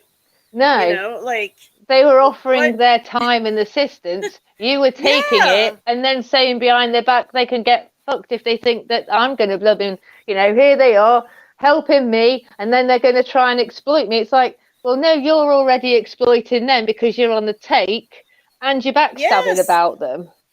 Yes. I mean, and that's like I said, what expertise did David have before he met Danny August Mason? About movie filming and about all of this stuff. Who helped David learn this stuff? Because there had to be, this group of people that he brought in to help him learn. But then when David learned and David knew that he was going to get, he was going to get something, he didn't want anybody else to get from it. And that is pure narcissism and one-sided selfishness, if I've ever seen it. And that, they want to take that and run with it and say, oh, well, all of these people were bad and look how bad he talked about them. But if you go and look, Danny August Mason had shit going on before, during, and after David. Sean had things going on before, during, and after David. All of these people that come into play had a life, had a job, and had things going for themselves before, during, and after David. So what did they gain? What did they need to gain from David? Nothing. David was living from Kamel's paycheck, not his own, whatever he was making online at the time, or, the little odd jobs that he was doing. But he put all of that into his film. So he wasn't really, nobody was really riding his coattail. They were, they were, it's, there's a lot of gaslighting. There's a lot of manipulation. There's a lot of controlling stuff in here. And this case, it's just so crazy. Exactly. The mentality of David himself. And this is my opinion. I'm no, psychiatrist to say he had narcissistic personality disorder or if he was a psychopath. There's a lot of double whammies in there. I know that psychopaths are born and narcissistic people are groomed.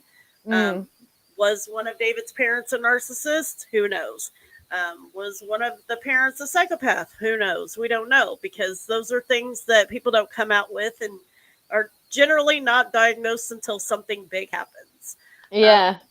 But as far as the controlling stuff that he did with Kamel, the words that he says about his own child, the the blaming everyone else and the gaslighting, other than things that are wrong with him. He Yeah. does talk about himself, but that's what covert narcissists do. Mm. They feel like shit on the inside, but they portray themselves to be this big bad, know-it-all out in front of everyone else. And so, look up the definition of a covert narcissist when you get a chance. And if anyone out there has ever dated a covert Mm-hmm. narcissist, then you know exactly what the fuck I'm talking about. You know, most of the time, if you're, I know the issue that I had was a work environment. The guy that I had met was a very narcissistic. He didn't even tell me he was married. He was still living with the damn lady, and Yeah. didn't even tell me he was married. And then when I found out he was living with a woman, because he didn't invite me over to come over and hang out, he told me that he was still living with his ex-wife because she couldn't take care of herself, and that she was on medication and she was sick and da da da da da. Like, I genuinely believe this fucking guy, Mm. and they will manipulate you enough to believe it. And Yeah. then when she contacted me, I was already kind of at that stage in the relationship where we were kind of close, and so I guess I was fighting my way into his life, because he had manipulated me so much into believing that he wasn't with her. He was living with her, Mm. but he wasn't with her. That it just kind of like the Chris Watts thing, the kind of same situation where he said, I'm Yeah. married to her, but we're getting a divorce, and we're living together for the kids, and it's like people genuinely believe that stuff, and Yeah. it's hard to wrap your mind around. But love will do some crazy shit. You'll do crazy shit when you're in love. You Yeah. do dumb stuff when you're in love, and so we know that David and Camille had this type of childish relationship where they flirted, and they like more than what most people in a 5-year marriage or 6-year marriage would do. Yeah. And then that was stated from friends and stuff, that they were kind of like a newlywed couple all the time. And so, Yeah. but Or the high thing is, school.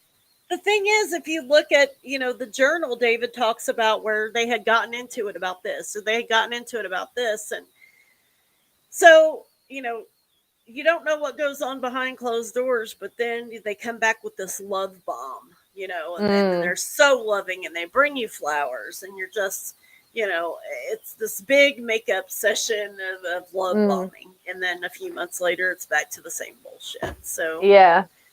yeah, it's Down, he always had a big, he was documenting basically his life. So yes, when the case did come up, and the Apple Valley Police Department had the gargantuan task of going through all these terabytes of data, Right. there was lots to go through. Now, the first thing you'd go through with a case like this, and the first thing that I wanted to look at, is with such an extreme event, such as a suicide homicide, a double homicide followed by a suicide, that's a pretty tall order. That's a lot going on there. And with someone who writes so much and documents so much, my first thing I was interested in was the suicide note. And so, what was that? What was that like? What did it look like? How did he pour out? I have loved ED being past tense. You all with all of my heart. ED, when you put ED on the end of something, what does it mean? Past Exactly. tense. I liked ED. I liked this. Means past tense. I used to like. Mm-hmm. I love or love. I have loved with a D. ED. Yeah. Past tense. So I why would he? hated that. Yeah. So why would, if it wasn't a suicide letter, why would he write, I have loved you all with all of my heart? Wouldn't he say, I love you Yeah. all with all of my heart? Like, I still love past tense. Uh-huh. Yeah. I mean, Yeah. it's just because it says that the letter was, and I pointed this out in a live that I did regarding how the notepad works. And the creation date that you can change. Say, for instance, I wrote something last week on my notepad, but I don't need that anymore, whatever the hell it was that I left. So I changed the context inside of the notepad. Same message. It's the same saved file. But I deleted what I said and I put in there something else. It's still going to have that creative date. You know what I mean? Like, it's still going to have the created date on there as last week. Even though I typed what I wanted to put in there today, I typed it in there today. When I made the file and it was up on my computer, I made it last week. Even though I can't, like, I changed the context. So that doesn't have anything to do with it. So, like, and that's the thing. They couldn't even look outside of the box at that one. So out and open up his heart to describe to his family left behind what he was dealing with. And so, because how do you explain something that you don't understand yourself? Yeah. You know, how do you sit down and say, by the way, I murdered Camille and I've murdered Ronnie because X, Y, Z. It's not gonna. You can't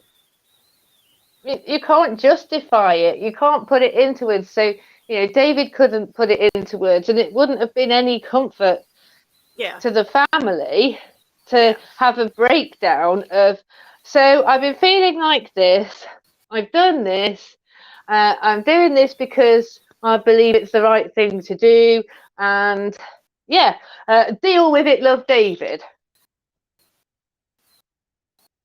He's told them the most important thing. I've loved you all with all my heart.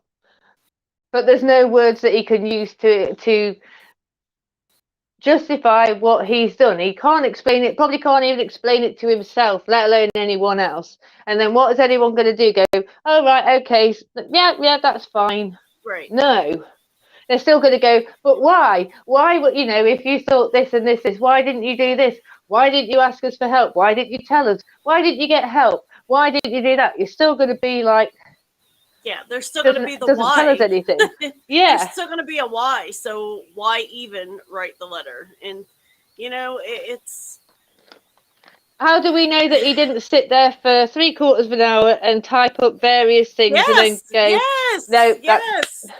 yes, thank you. And that's what I was trying to explain. Like, that notepad, you can, you know, make the file 2 years ago, but you can type it whatever you want, and you can resave it, but it's still going to have the original creation date of that file. And he could have been sitting there for hours, upon hours, saying, okay, I want to write this. Oh, nope, I better not write this. You know, I want to write this. I better not write this, you know. Dear Dad, Mum, Alison, Dan, Sean, you know, by the time he'd written his to list, he'd have used the whole page up, you know. He's suicidal. He's just killed his wife and child. You know, that is not the priority in his mind. Yeah, absolutely. Absolutely. And those of us following the cases, we need to see the suicide note. There's got to be a note. There's got to be something. You don't need to, because you're a nobody. Others, just to have a heads up that make sure we get something handwritten. Suicide note, typically dated, signed, and handwritten. Who says said? Dan, professor of all bloody suicide letters? Who Not. the fuck said that? Oh my god. Oh my god. Did he just say signed, dated, and yes, because that is what someone is thinking when they are about to kill themselves. They're thinking about what fucking time it is, what the date is, you know, who said what. Like, oh, typical. Yeah. Typical. Let me just put my fingerprint in blood there as well. Do you want my social security number and my birthday too? For fuck's sake. Like, oh Lord. We're getting into the good stuff now. Like 14 minutes in. So once you start seeing it done digitally or a note typed, that leaves open the possibility of someone else doing it, forging it, planting the scene. Okay, but we have David's fingerprint. Wasn't David's fingerprint lifted from that computer? on one of the Yeah. letters, and we have Camel's blood on the letters and on the palm print that's on the computer. So no, you can't fiddle with the idea that it was someone else, because if it was someone else, then their DNA and their fingerprints or palm print would be on that computer, not David's and not Camel's. So nice try, Dan. Staging And the back in the scene. 1700s, And so first, Yeah, they said any suicide letter that is written with a biro and not a quill is not validated, because anyone could write that. We want it written with a quill, we want it written with ink, and we want a wax melt stamp on it. oh God, with your social security number, birthday, your previous address, and your previous employers. Don't forget. If anything, you would go, that's weird. He's written a note in handwritten a note and not done it on his computer, his phone, his this, his that, because he did everything with his bloody phone and computer. He's got 2 bloody laptops, blooming Surface Pros, Kindles, mobile phones. Jesus Christ. Yep. Oh my goodness. The typical.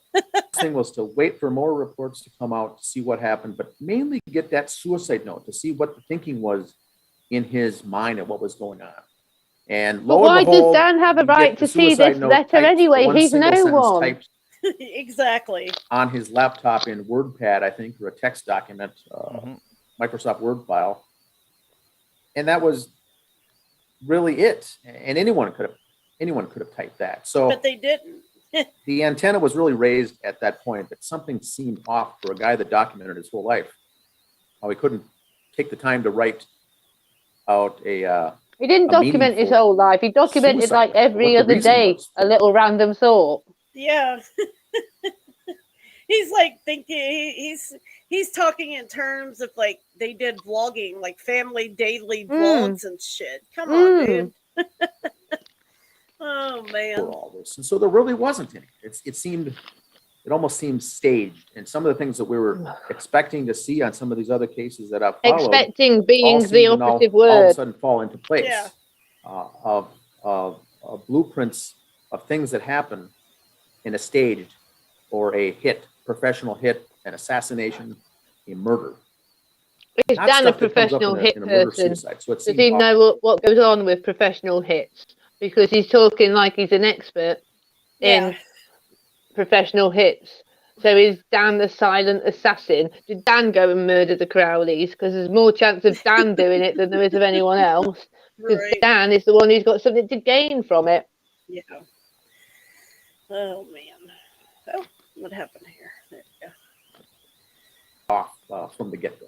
Right, and I totally agree that there's a lot, and there's so much with this case when you start diving into it, to things that don't make sense, and that's why I keep jumping back and forth, because sometimes I'll. But what doesn't make sense, Rick? We clearly, Exactly. if you look at the evidence, there's David's fingerprint or palm print, one of the two, on the laptop. The letters, you can clearly see blood on the main letters that were typed in Camel's blood. If someone else did this, where's their DNA? Where's their fingerprints on that computer? And you're only looking at a selective little bit of information. Yeah. And, Police reports, David's things. You haven't got anything of Camel's.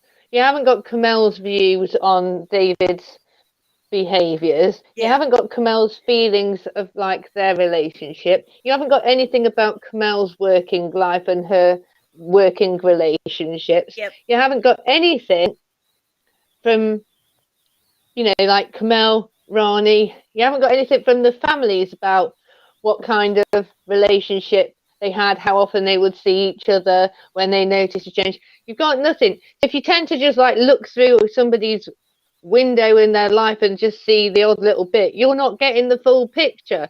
That's why a lot of it doesn't make too much sense. But then you're all thinking, we're entitled to see this, we should be seeing the suicide letter. I want to see the suicide letter. They don't need to see anything. They're nobody. They're nobody. Yeah. Dan should rename himself bloody Rupert Murdoch, because that's a level of scum and smut Yeah.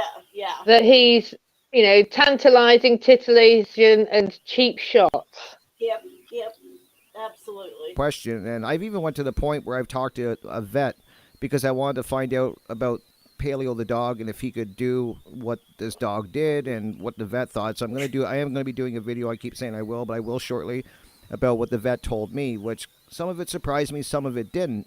Now, what was some of the evidence when you first started looking into it where the red flags really started going up, like when you started diving into this case?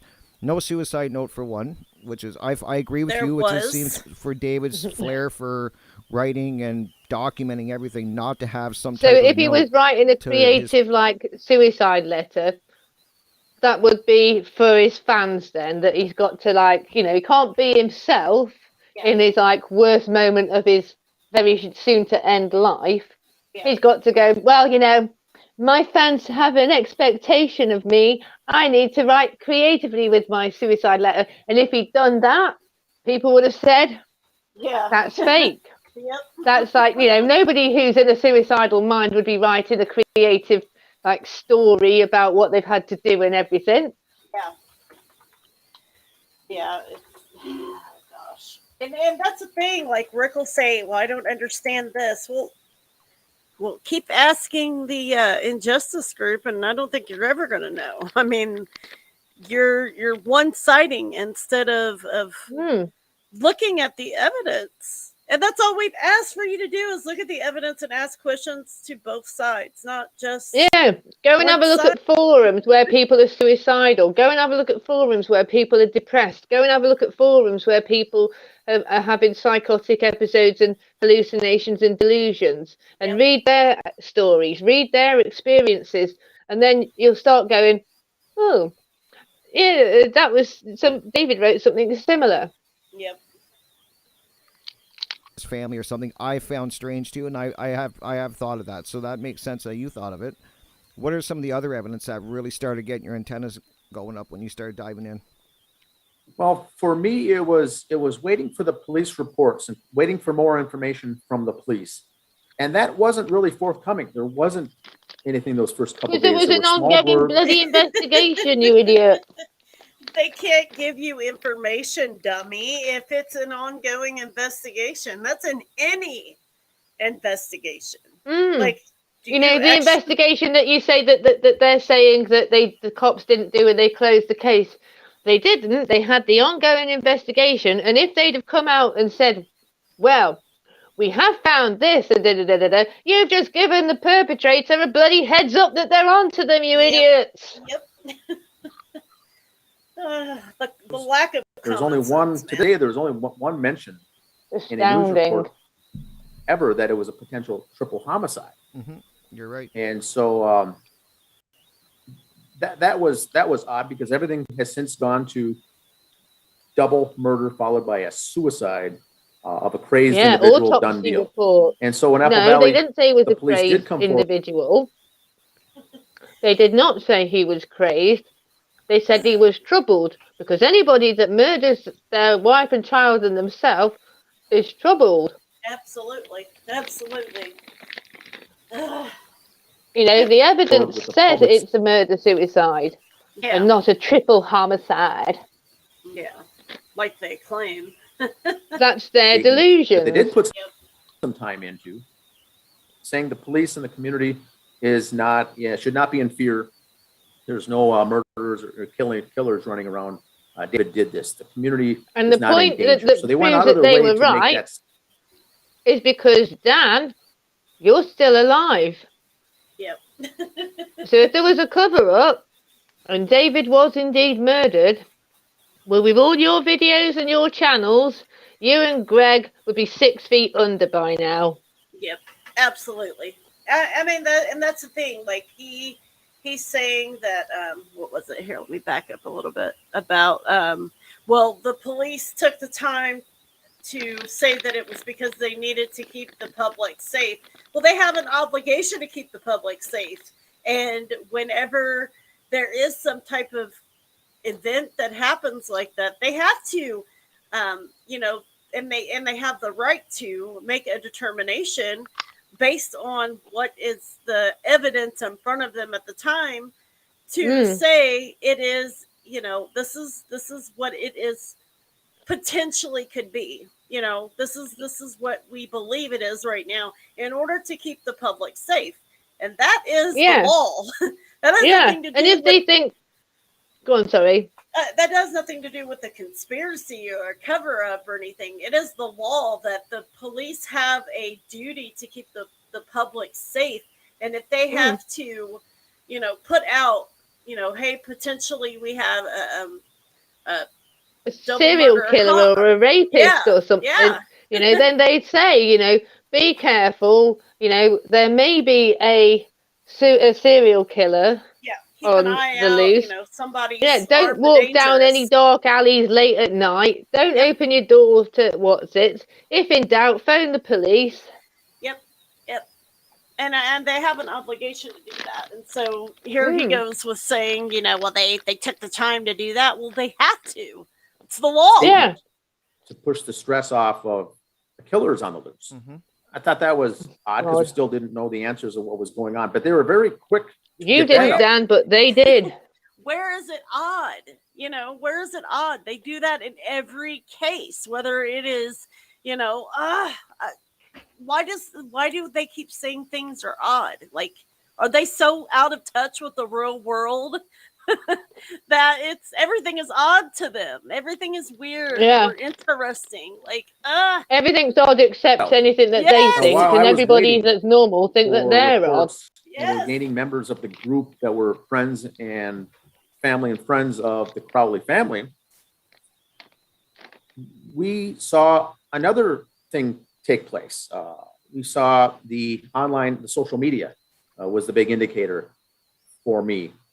David was working in a group with the project with 5 or 6 close friends and individuals.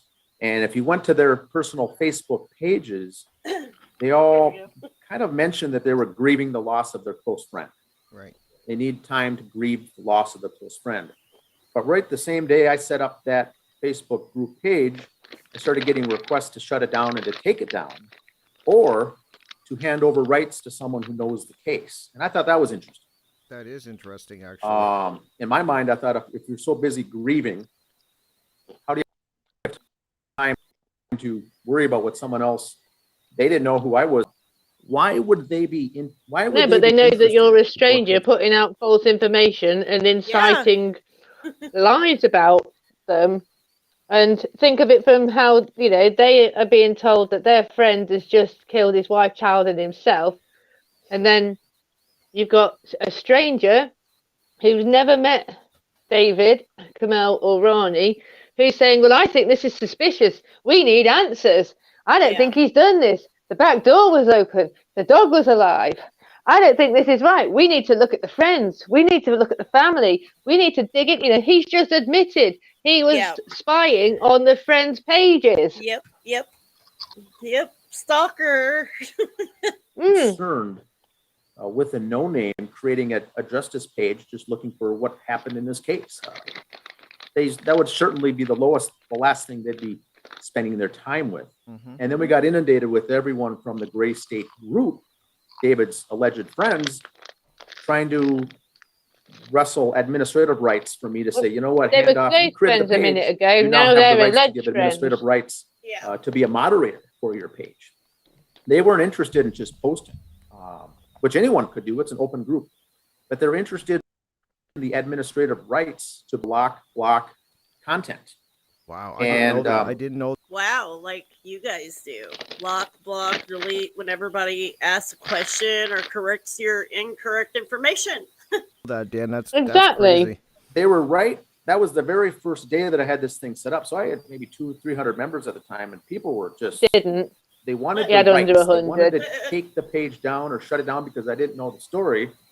Therefore, I should not be presenting ideas to the public. Ideas, theories, bullshit, lies, accusations. Isn't that like tampering with an investigation? Like it's an ongoing investigation, and he opens a page 2 days later with conspiracy theories. That is like tampering or hindering an investigation. Like, Most people would say, stop slagging off my friend. You don't know him. Stop spreading lies. You yeah, don't know what's going on. We don't know exactly what's going on, but you're not helping by yeah, putting it out there saying, I think David's been murdered. There's no way he'd do this. When you yeah, don't have access to the crime scene, the investigation that's ongoing, yeah, or anything else. yeah. I took very odd. So I didn't give administrative rights to anybody. And then I Oh, started seeing whoopee the fucking target go on do. my back by not playing nice with the individuals. Yeah, because That you're they being a now deemed me an enemy police. combatant. If Yeah, somebody because you weren't claimed, helping. yeah, if somebody claimed that I did something and was throwing my name out there, I wouldn't play nice with you either. Exactly. It's like, let's just reiterate, Dan, you've just said numerous times you didn't know David, but you think that you have that, let's be fair, you do have a right to opinion. It doesn't give you the right to be free of the consequences of that opinion. So you start talking shit about people, Yep, then they also have the right to come at you and have a go at you. yep, How would Dan like it if like some random stranger set up a page about, I don't know, his daughter or something and started putting malicious rumors about her, saying she was a sex worker or something, for example? yep, You wouldn't like it. You'd be contacting that person who was admin of that group saying, can you like let me on and I'll set the record straight, or I'll put like, when I know anything then I can share it. I'll put it. But then if that person was going, well, no, you need to prove this. No, why are you trying to stop people from like knowing the truth? There's no smoke without fire. yeah, Everyone can play that game, but to act like you wouldn't respond in the same way is yeah. pathetic. It is. It is. Like, definitely. That's just trying to make sure that all of this is up. Hold on, give me a second. Okay, I was trying to make sure we were still live because you know what happened last time. Yeah. All right, let's continue. A bad guy. And I just thought there was nothing here. I'm just presenting. I'm posting links to various articles that came out about the case, posting links to different things, and just kind of having a one-stop shop for all things related to this case, because there really wasn't much in the media about it, but there was a lot of little things going on. We're also following at this time David's personal Facebook page. Now he's allegedly dead, going back months and months and finding out, how happy he was in the marriage, how happy that his career was going, a new project that he wound up, landing a big contract for a Hollywood movie. And He so more didn't. people wanted to get links to that. They said, that really interests me. I want to see that. And so the next day I go to that page and those comments are all deleted, scrubbed off David Do you Colley's think that personal was the Facebook. police?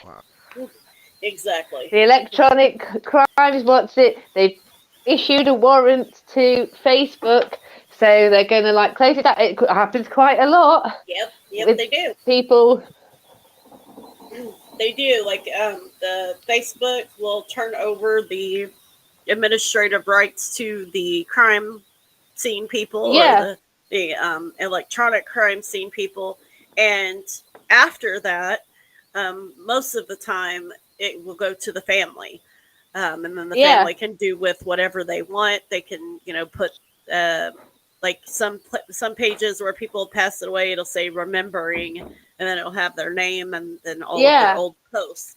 But It happened on YouTube with like the channel that Gabby Petito and yes, Brian Laundrie were Yep. doing. It got closed and you couldn't see like Yeah. I think you might have seen like one short video, but they locked it down. Yep. Because they want to process it for evidence. Yep. So they make it not public because they don't want the public downloading all this stuff and Yep. things that could be used in evidence going all around being viral. It's really nothing strange, no Yep. big secret, no conspiracy. Not all the comments, certain comments. Not all the pictures, certain pictures. Because that's what they used in evidence, and again, There's when a things are term that they used with use, and I can't think evidence. what it is. But there's a certain sort of the integrity of the case and the integrity of the evidence. Right. Yeah. I understand. Not all the remarks that he made on other articles, but certain. So something was being censored on David Crowley's personal Facebook. No, it was being investigated. Like every case is investigated. Page. Which is Now, very David Crowley's that's very dead. Oh God, here we strange. go. Yeah, that's If very David Crowley's strange. dead, who's making posts on his Facebook page? If people are busy grieving, too busy to be doing other things, is someone on his page monitoring, deleting, editing, censoring things? And if so, why?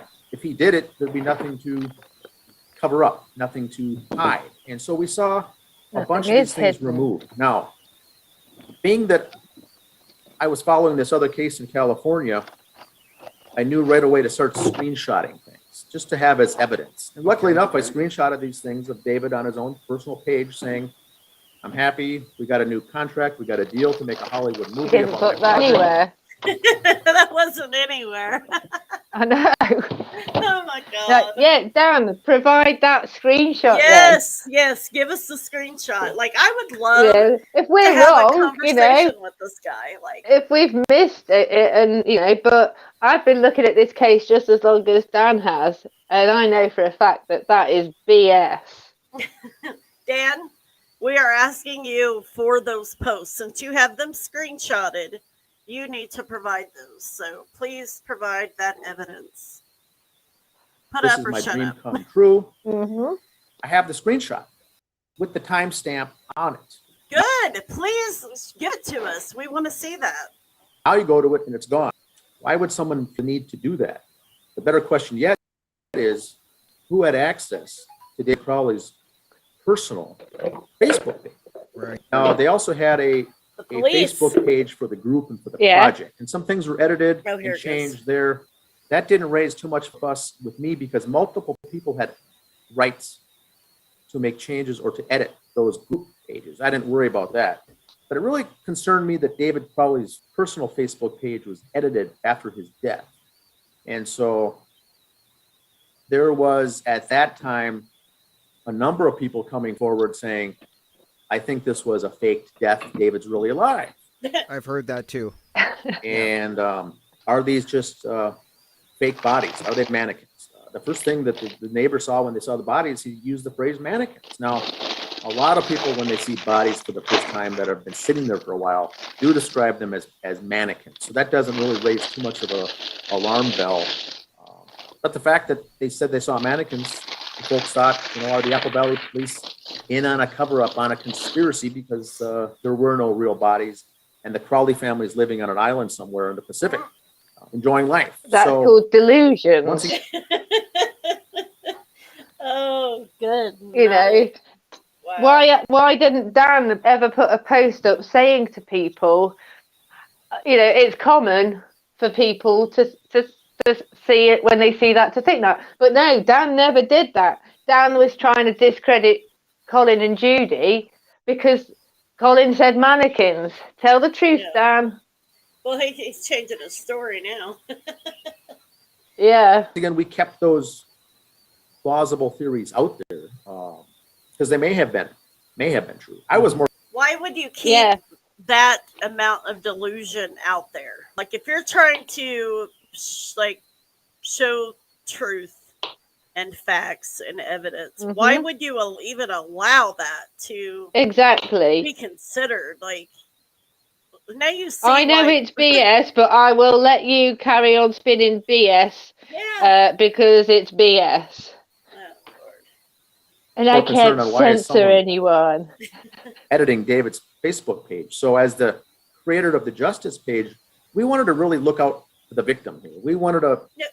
make sure someone's looking out for the victim and victims. So when I created the page, it was for Because the you've family. decided And that the family aren't doing it to your standard.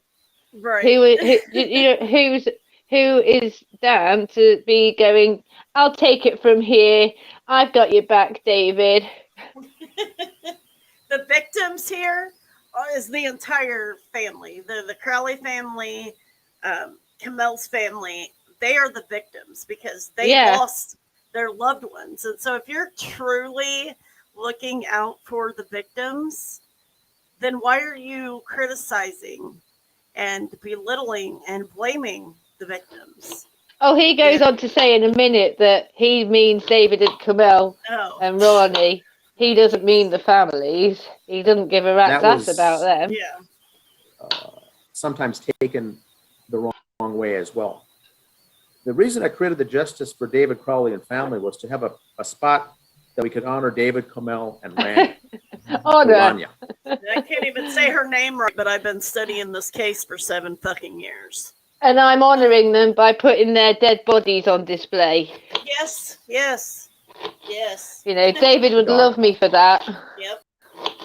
This had nothing to do with David's family, meaning his extended family, his blood relatives, things like that. And people thought that we're doing it kind of for them, but it was mainly just for those 3 individuals. No, it's for you and your idiotic, moronic, belligerent bullshit.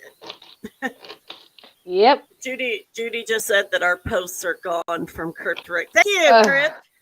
Congratulations, Rick. You have now been promoted to the Injustice Goon group. And I say that because I honestly believed that, like I said in the beginning of this video, I believed that you were doing this because you truly wanted to know the truth and the evidence. And I honestly believe that maybe that you were, going to interview all of them and get their side of it and then come to us. But now I see that, like, let me get to the part where he talks about us. Hold on. David's immediate family. But there was a lot of theories coming up too, and people thought it was a professional hit, and that was still in the mix as well. Oh, that was Dan with his professional hits and things like that done. Yeah. Undercover, you do see articles swept away, deleted from the web, articles removed, history and contents of persons' lives wiped away, swept away. Mm-hmm. So there's something bigger going on there when you see things like that. Here, there was nothing cleaned up as far as articles and things being swept away, but there was just edits being done. So the question was, who was on David Crowley's Facebook page? Who had his login credentials? Well, the police had his login credentials because he left them on a paper. Like all of the passwords were on a paper. So, I mean, they could even get into his computer and obviously get the password, but like he wrote all the passwords down. Like there was a piece of paper that had, this password goes to this password goes to that, this password goes. Like where's who had his password and username?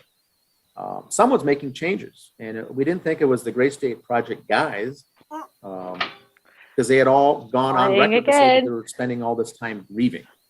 Right, and they don't have time to do things. But that raised a question because I had now a target on my back. They're coming after me to shut the page down or at least to grant them administrative rights so they can get the true story out there.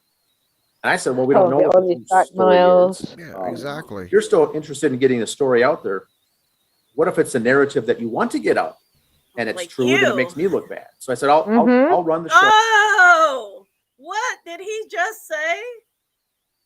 What if it's a narrative you want to put out there and it makes me look bad? What? No, sir. Oh, replay. Yes, we're doing this again. Well, we don't know what the true story is. Yeah, exactly. If you're still interested in getting the story out there, what if it's a narrative that you want to get out and it's true, then it makes me look bad? So I said, I'll run the show. I'll run the site.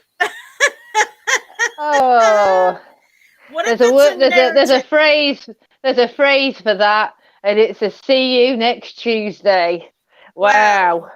He just said, what if it's a narrative and it's true that you want to get out there? And it makes me look bad. Well, Dan, because you're a shit-stirring liar. You have just made yourself look bad. Like, hello. He just said, what if it's a narrative and it's true that you want to get out and it makes me look bad? No, I'll run the show because I want to push the narrative to make me look good.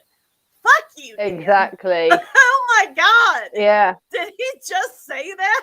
And this is why people, once they've got their eyes open, see through it. And I think that clip is going to be going viral soon. Oh, yes, it is. Oh, yes, it is. That, and I need to cut that clip when this live video is done, because that is going, oh my God. Did he just say that? Wow, Dan. Wow. Wow. And I mean, most people, if they have got any kind of intelligence, even if they were that sinister and they had that agenda, wouldn't be dumb enough to say it on live bloody interviews and admit it. Jesus Christ. You can't make this shit up. Well, we don't know what the this. true story is. Yeah, exactly. If you're still interested in getting a story out there, No, what if it's a not narrative that you story, want to get out? account. And Yeah, Jesus Christ. What if it's The only one putting a narrative? story is that lot. it's true. That Anyone it makes me else who look tries bad. to put So I the said, facts out and I'll they run the shut show, it I'll run down. the site. Yeah. I can gladly use some assistance and some help, but I don't want other people having administrative rights to my page. Right. And which that's totally understandable. I wouldn't want people having rights to my page either. So, and it's very suspicious that They already there's have. somebody. The problem here, Rick, is the Injustice Group has already taken the rights to your page and your group Yep. and your YouTube channel. And the reason that they have is because you are fully engaged and indulged with their bullshit now. Like Yeah. you are truly one of them now. They Mm. obviously did, But have they'll his stab you in the credentials back. to go in and Yes. delete stuff like that. Start ask any question. Ask any question that does not agree with their narrative and watch and see what happens. Yeah. hear about that, and I've also heard exactly what you said. I've heard that some people think that he's still alive. Him and his family are still alive, and there's some people I've talked to that still believe that this was all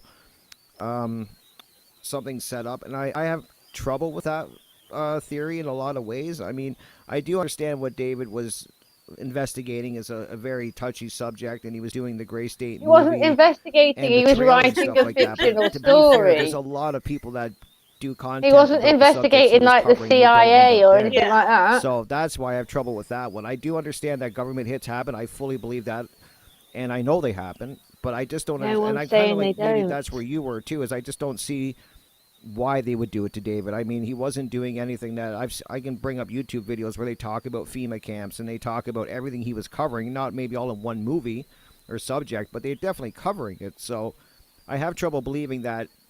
You know, unless there's some other thing I don't know about that was going on in his life, and that's why this could have happened. But from what I can research, he was just a movie creator, and I don't think that's a reason to kill him and his whole family and that. So I've had trouble with that Rick's one. actually but talking a bit of sense I there. do agree. Yeah. And that's the thing. And you need to hang on to that little bit of like, logic and common sense and not get swayed by all of this drama. But he's losing that, and that's the biggest Agree. problem. I've heard that he's away on an island, and then I've also And heard I even that some people put in his comments section that I was disappointed because I genuinely thought that he would, be open to like hearing both sides, and that's not the case at all. It's it's whatever is selling. He's kind of turned into them, or whatever. How many views do we have, and how many people do we have? And think it's a government hit, which I don't see that either. I'm kind of like in your boat that it's a little bit too messy for me. Like, I mean, they didn't take any of his data. They left everything there. And if they were trying to shut this movie down and that, you would think they would do that or burn the house down or do something. I mean, wonder where he got that comment from. Ain't that the same fucking thing we've been saying? Yep. To the T, those same words. Me get rid of it. Yeah. So I definitely feel that we're on the same page with a lot of this so far. Now, what evidence is, like some of the evidence that really makes me wonder is the door. Everybody's saying it couldn't be murder because there was no break and enter. And I'm like, okay, that's a hollow art. It's a straw man argument because the back door was open a little bit. So No one's saying that. They're saying there's no disturbance. Everything's still there. Nothing's been stolen. There's no footprints. I mean, you had snow on the damn ground. There's no footprints, water footprints when, when it dries on the floor. You don't have any footprints on the floor from outside. You don't have There's any. no disturbances of anything. Yeah, and You we're know, the talking vases about. have got blood splatter. They haven't got. They've not been knocked over and shattered. We're talking about a fourth of an inch, like a quarter of an inch. We're talking about, like, you can't even stick your pinky finger in that fucking slot. Exactly. So it's literally the door is unlatched. That's it. It's, and the only reason it's open that quarter of an inch is because you have to accommodate for the latch going inside of the other part of the door frame. But like, you can't even stick your pinky finger in a quarter of an inch, dude. Like, You don't need a break and enter for a murder to happen. It could have been somebody that he let in, or they could have come through the door. What is your thoughts on some David's of the supposed to have like not been, David wasn't liking anyone. Yeah. David wasn't letting anyone in the house. So why would he then like all of a sudden let people in the house when he's not been letting them in the house? Yep. Well, according to Southern Truth, somebody used a Jimmy thing or crowbar to get in the front door. Oh Lord. That there's like that they're trying to link towards him doing it. I see a lot of holes in a lot of it, to be honest. You've never And the spoken first to thing, any of us, so how can you say that? Yeah. You would fill those holes, Rick, if you would have just answered people's emails. Yeah. And Or had a conversation. Exactly. You know what? Don't even tape the damn thing if you don't want to. But No. the last email that I got from Rick, he was talking about if any of us had seen the written, or if there was a handwritten journal by David, and if anyone had seen it. And that was the last email that I got. And I'm thinking that probably was not even a question from him. That was probably from the Justice Group and them trying to get information. Yeah. The way I look at it. So, and they obviously didn't like the response that they got. And so there was no more conversation after that. But like, I would love, I'll even be cordial this time around. Like Dan, Greg, Kathy, Sophia, Rick, any of you. I will not talk to William Rail because he's a narcissist. He thinks his shit doesn't stink. He thinks he's right. I mean, all of them think they're right, but William Rail is just more out there with his, he disgusts me. But any of you, come on my live, please. I'll pay you to come on my live. $100 to interview one of you guys, please. Seriously, $100. I will give you $100 if you will personally come do an interview with me and Louise here. $100. I don't get $100. Like, I'm so serious. That is how bad I want to bring one of them on. That's how bad. But yeah, I'm quite happy to have a civil discussion. Yeah. I don't want to get into back and forth arguments or anything because it's just wasting time and nobody wants to sit and listen to audio ping pong.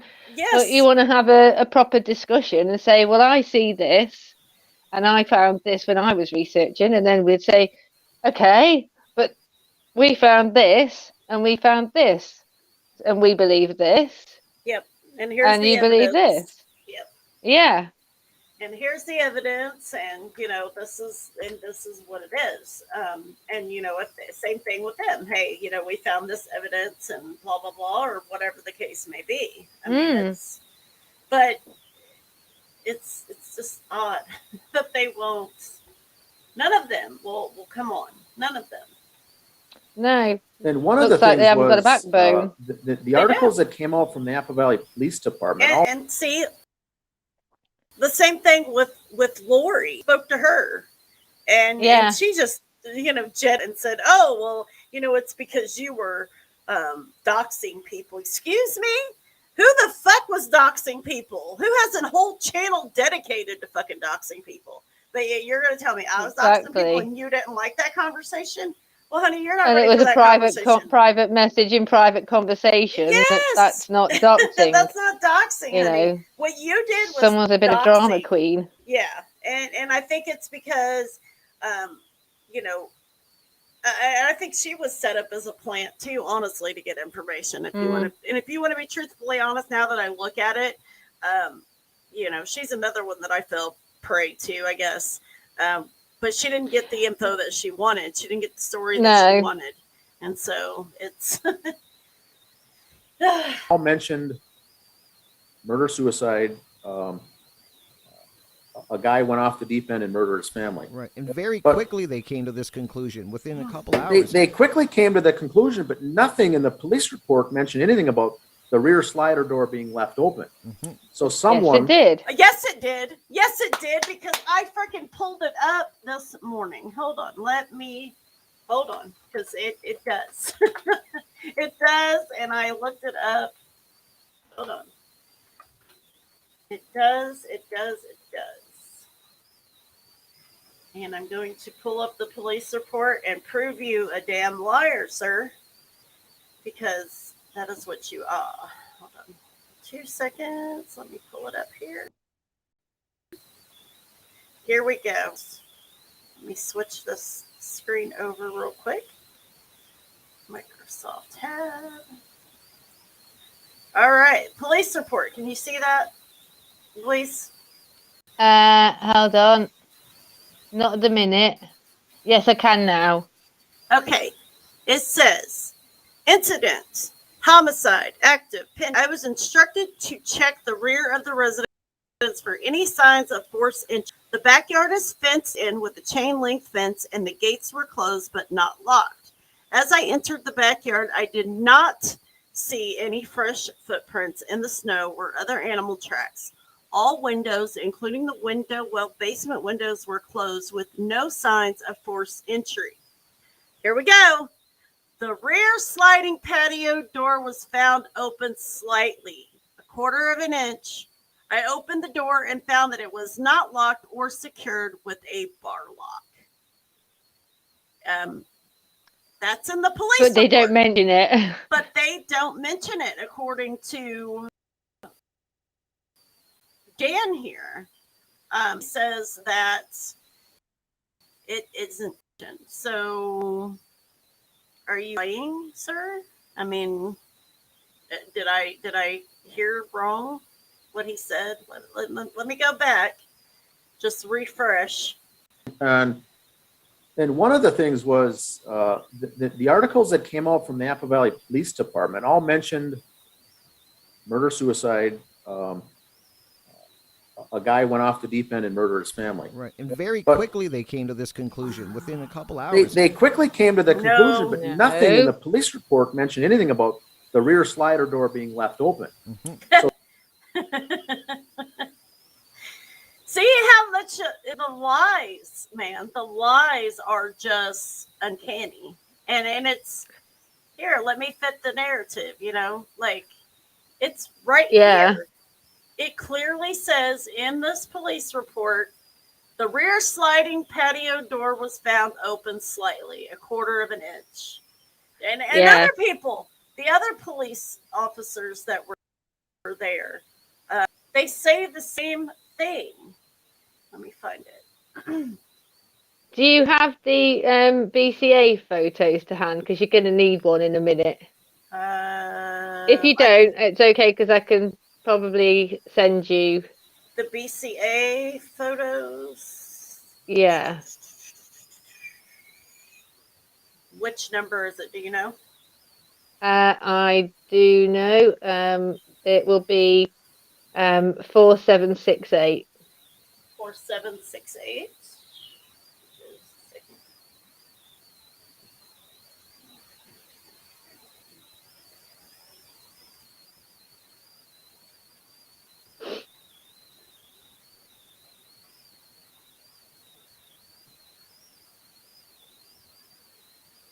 That's the hair on the floor. BCA 4768. Yeah. Yeah, that's the hair on the floor.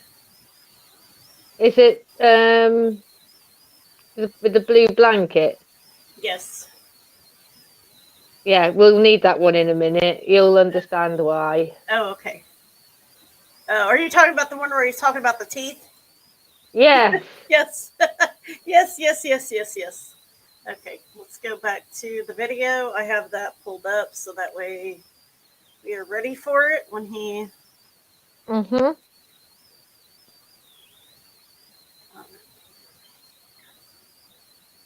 So someone on our group went and downloaded the audio tape of that of the police reporting that very same day when they responded. And the first officer around the back, you can see, says, you can hear it goes, rear slider door open, unlocked, slightly ajar. Mm-hmm.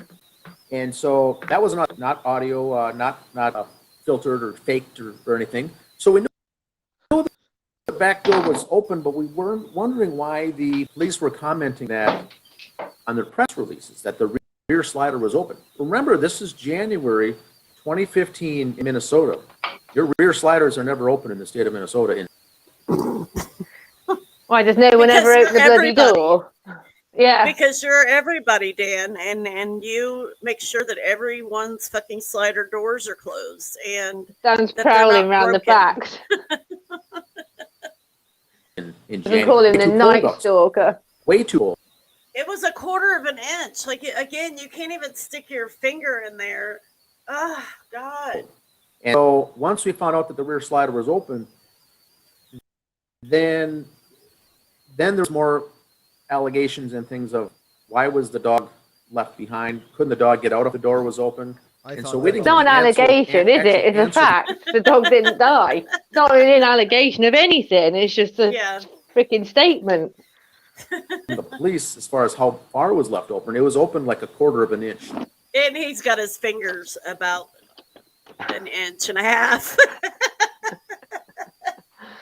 Oh, man. That's how big your fucking brain is, Dan. I suppose when he's measuring other parts of him, he probably needs to add that extra. Yeah, he's gonna add that extra.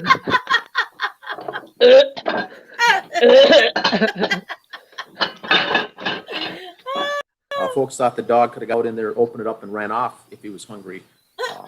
But the police first came out and said that there was no breaking and entering, which was true. There wasn't. Mm-hmm. But they really pushed the fact that there was no breaking and entering. Well, what I thought right off the bat is if someone got in, you've got the rear slider open, whether it was a hit or not, or someone came in that they knew. And so right away, it was flimsy to begin with. Right. It was a flimsy deal.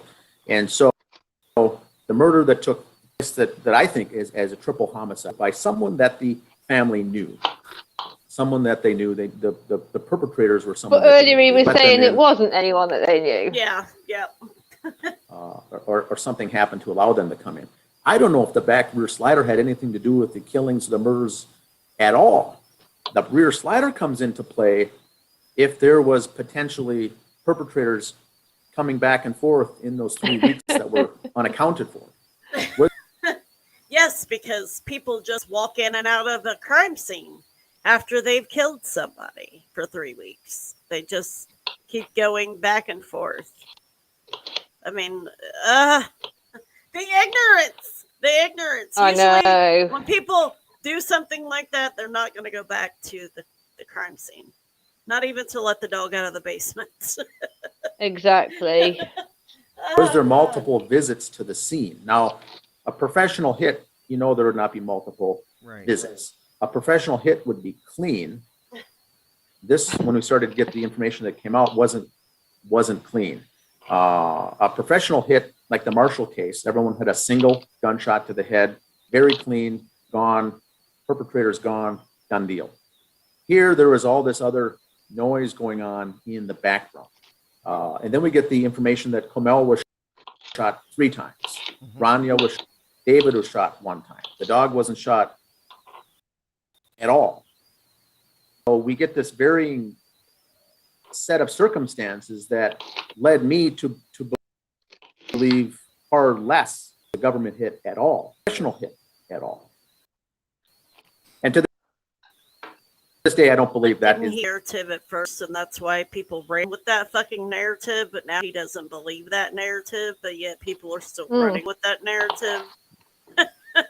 Yeah, so it's an unprofessional hit, but professional enough for him to not get caught.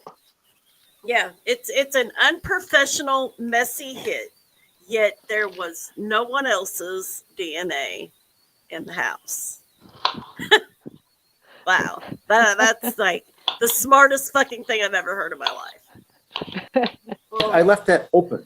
Right, you got to leave it open, right? Because you never know with new evidence it could come to that. But I am in the same boat as you. I don't think it's very stagey and messy to me. I've always said that. Like it's just I don't see. I think professionals go in, they get the job done, and they leave, and that's it. And they're not concerned So if it's about messy, it's because David did it. But they're cleaning up footprints and finger painting them back down on the floor, and there's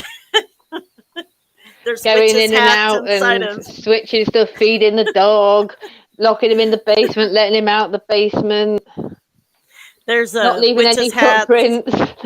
Witches' hats and filters on the Allahu Akbar, like the amount of ridiculous stuff that Dan Hennen has allowed to go on a page that he opened and runs, and allows other men that have this mindset of the most stupidest things ever to exist on the planet. Sure, I haven't looked at a ton of cases that are professional hits, but I don't think it would spend the time. And for me, that's what's always bothered me about this case, is it seems very staged. It really does. Like they really went overboard. And I mean, I've had people say. So you kind of contradicted yourself there, Rick. You say it's messy, and it's but then you say it's staged, that they spent a lot of time on it. Like you don't get that cake and eat it too. Like you just don't get that. You don't get it's messy, but they spent a lot of time on making that mess. Like what? Yeah. To me that David, because he was into writing scripts and all that, he would want to be this theatric when he did his. How does anybody want to know what he would be presenting at his death? Well, like I said with the suicide note, someone that's very artistic and creative like David and likes to jot things down, there would be a big. He's gonna top himself, you idiot! Oh my God.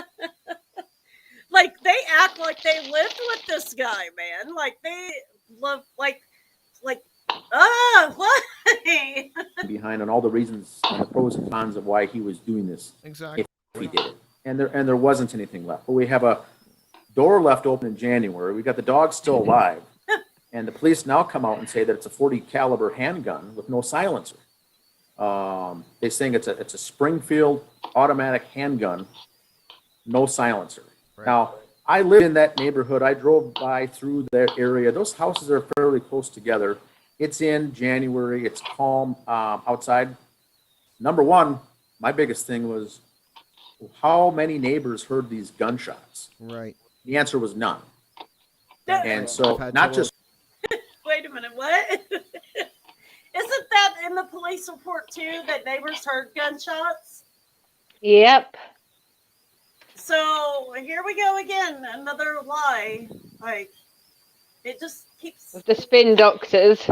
It keeps coming. Not just one shot each, 3 gunshots. They're still going to hear that. That's going to sound like a cannon going off in the backyard in a small residential neighborhood like that. Or it could sound like a car backfiring or someone celebrating the holidays. I mean, and a lot of people sort of spend more time in their basements. Yeah, I mean, why? Different levels. I hear a gunshot. I'm going to intentionally think my neighbors, they shot themselves. Like, yeah. God. They said there were 6 shots fired, and Comel was shot 2 to 3 times. So once again, professional hit, that doesn't sound like the case. It would be a silencer or something involved. This would have been really loud. The dog stayed alive, but the only time the neighbors heard the dog barking was the day the bodies were discovered. Mm-hmm. I thought, I've grown. Well, otherwise it would have been discovered before then. There are other dogs in the neighborhood, okay, and dogs bark, and my dog barks, and I tend to like block him out sometimes because he barks a lot when he's outside. He barks at squirrels and everything that runs around. He barks at it. So I tend to Paleo block had him out. full reign of the house. He could have been in the bedroom at times when there was people passing by. He could have been Yep. in the basement if somebody like happened to come up to the door, Yep. Well, I mean, or it's nobody kind of came like up to the door. that annoying smoke alarm that you have to Yeah. beeps consistently. You learn to block it out. So if a dog Yeah. is barking in the neighborhood and there's other Car dogs, alarms. you're not going to pay attention to that shit. I No. don't like if my neighbor's dog is barking. I'm not going to automatically assume, oh shit, they're dead inside their house because their dog is barking. No. You know what I mean? Like, Yeah. I don't have that mindset. You may have that mindset, Dan and Rick, but I don't have that mindset. I'm not going to think the worst. Oh, my neighbors are dead. That's why their dog is barking, or their car backfired a week ago. But that gunshot sound was them shooting themselves. Like, you don't think that stuff. No. Growing up with dogs, that dog would be barking a long time, I think. Many days. Right. Because you're paleo now and you know how he barks all the time. Rough. Up at the window, trying to get attention, trying to get out, make awareness. And so they allegedly said that the bodies were there up to 3 weeks. That's 21 days of Really? the dog being alone with 3 dead bodies. I think that the barking would have been obnoxious. Right. For the neighbors. And we don't get that. We don't get any testimony from the neighbors. I would rather deal with paleo's obnoxious barking than deal with your mouth. Exactly. Saying the dog was annoying. We do hear from the police that it's 6 gunshots. It was a .40 caliber handgun. The rear slider's open. The front door is locked. None of this even makes sense. So what we got at that point was a lot of theories coming into play on our justice page that the bodies were dealt with at a secondary crime scene and dumped here. They were killed elsewhere. Because there's so much lividity on those bodies that they were moved, but yet there's no lividity proving that they were never moved from the spot that they fell in. Like, learn what lividity means. Usually when a body is moved after death, the lividity will be on the opposite side of their body from where they were. Because of and they're the just gravity. like, people are just hunking these dead bodies around down the drive and stuff. Yeah. And then there's literally no lividity on any of them. So that would prove, and that's why they do that at a medical examiner's office with the lividity. That's why they put lividity on there, because the bodies were not moved. That's how they prove things. That's what medical examiners do. That's why they say, and it's their job, and they're experts. We're in dump here. The other thing we first saw with the results that came in from the police is that there's very little blood at the scene. Right, I noticed that too. And shots to. Well, then go get your freaking eyes tested. There was blood on the carpet. There was blood soaked into a scarf. Soaked into the sofa, the recliner, on the wall, 3 layers of clothing, and the rug, the floor. When blood dries, it separates from the plasma, and it kind of becomes transparent, or it seeps into the floorboards of the house, which they had to cut out. So there was no lack of blood. There was a lot. And all you got to do is look at the pictures to see that and actually understand how blood works when it is expelled from the body and hits air.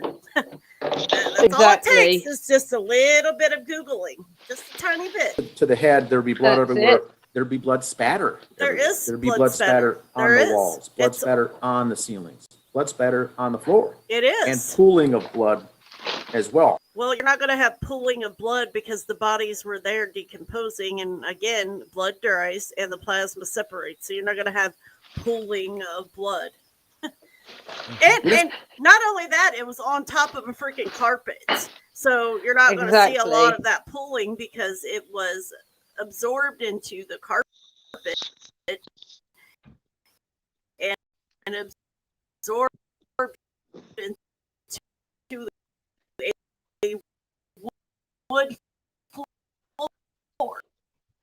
Now, Yep. there was a linoleum floor, and they died seeing it. So, again, just a tad bit, a little bit.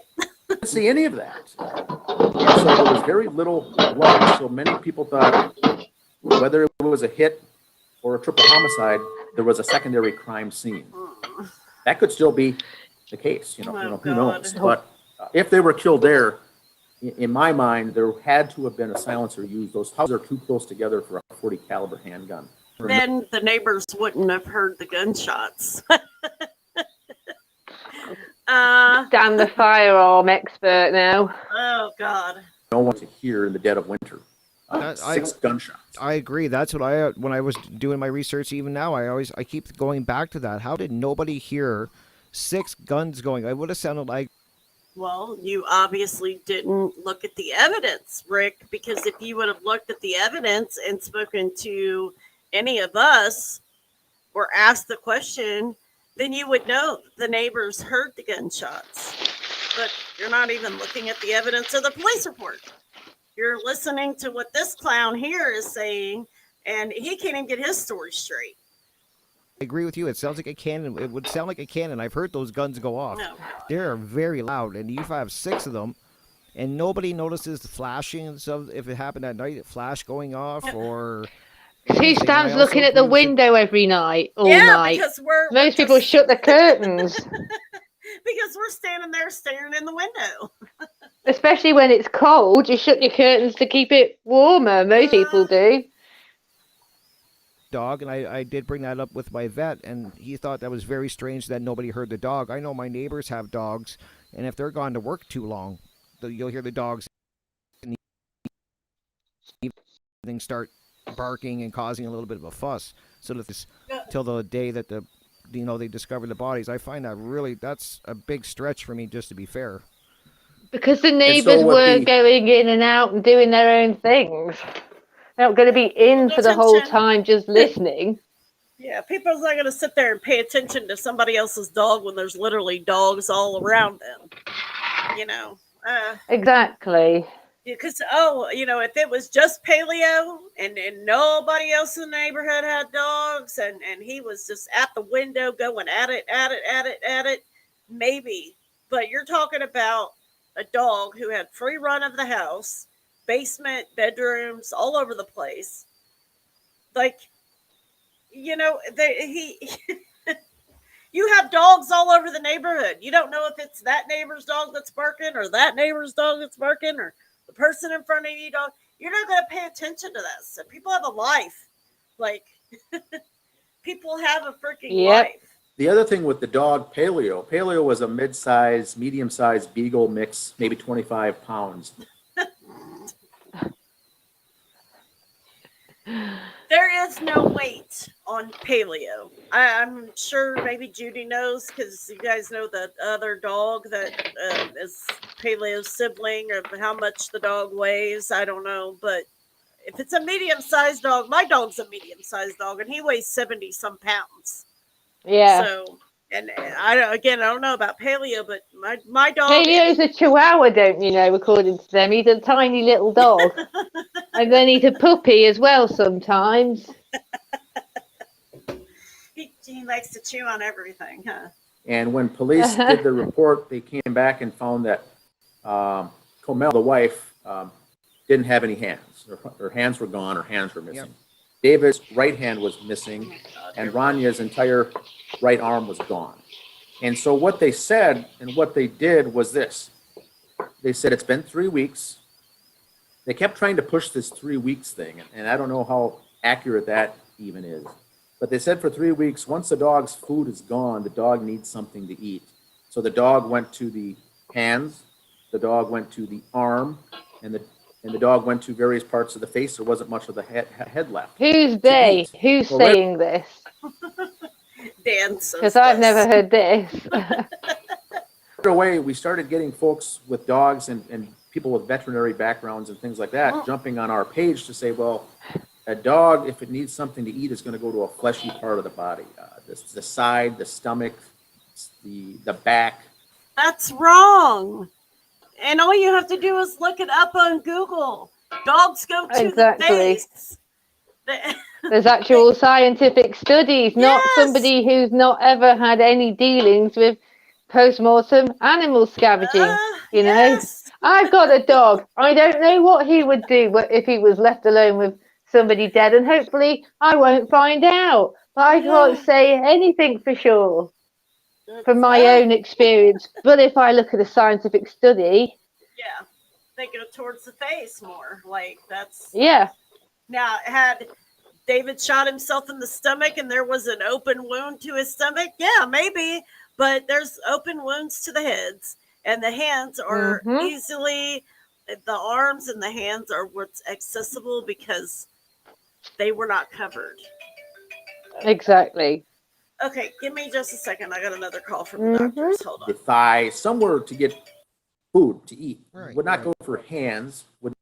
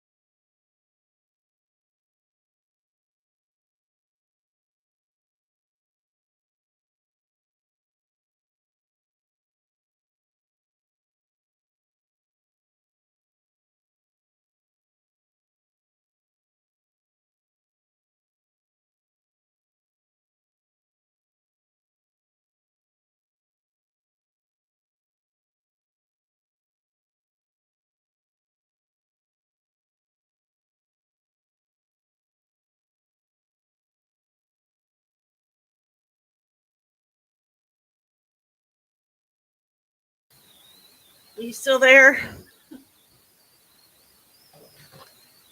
Can you hear me? They called me early. The doctor's office called me early. Come back. Can you hear me? I can hear you. Can you hear me? I can hear It's you okay. now. Sorry, the doctor's Oh, that's office okay. called me. They called me early. I was supposed to have my appointment at 12:25, and they ended up calling me. Early.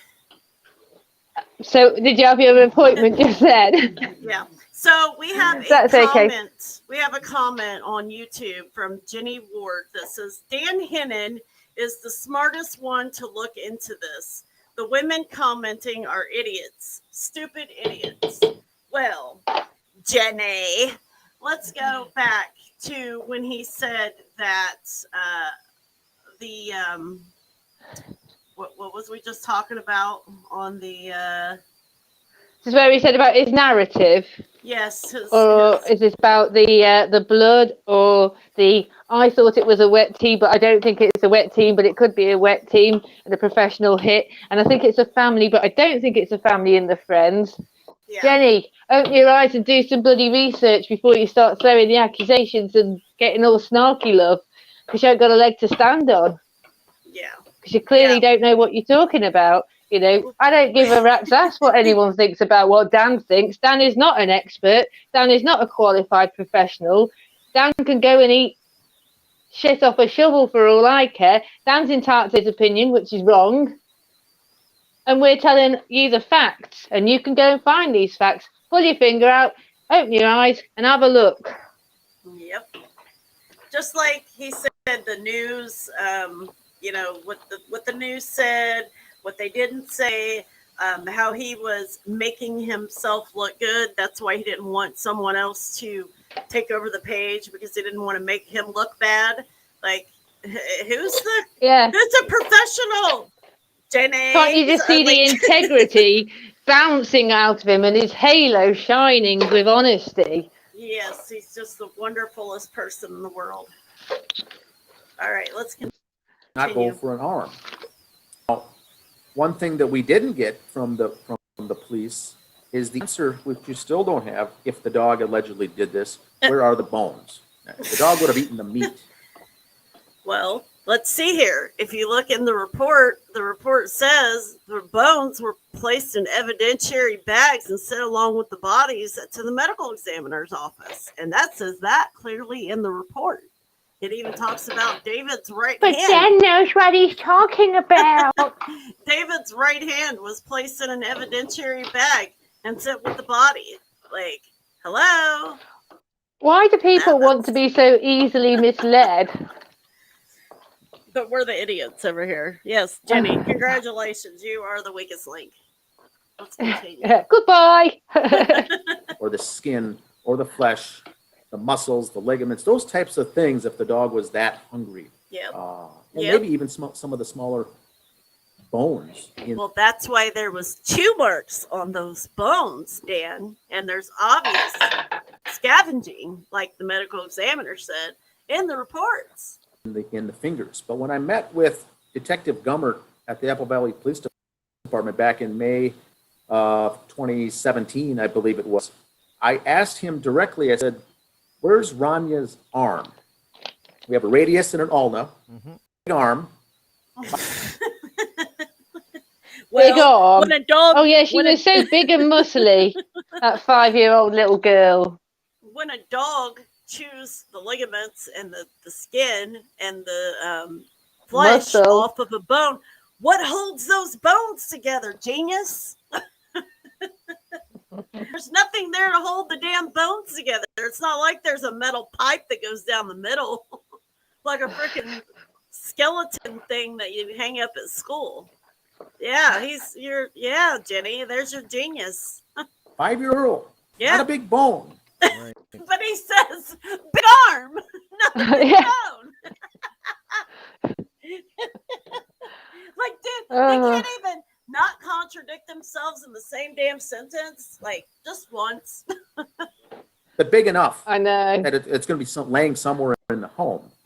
I asked Detective Gummert, I said, where's the arm? He said, I think the dog ate it. Yep. I said, where's the upper section? Where's the forearm? Where's your brain? The dog ate it. Where's the fingers? Where's all the bones in the hand? Where's your common sense? The dog must have eaten it all. Because the police report clearly states that no other body parts were found in the home. That's a lie. That's a lie. The freaking reports clearly say that stuff was placed in evidentiary bags. Let me see if I can find it. And if it's not there, it's because the dog ate it. Yeah. And there's That's how he survived, because he didn't eat the dry food in the bags, did he? So he had to eat something to survive. What could it possibly be? Dan's brain. His common sense. There wouldn't be any nourishment in that. All right. Let's see. I'm trying to find these things on here where it says they placed these bones in the evidentiary bag. Just a second. Yeah, it's on the autopsy thingies anyway, isn't it? Is it? Okay. But there will be, yeah. Okay, because I thought it was on the supplement thing. There's probably a reference somewhere in the police report, but they do mention about the bags that come in with the bodies and numerous bone pieces and hair. Yep, here it is. Let me switch over real quick to the autopsy report.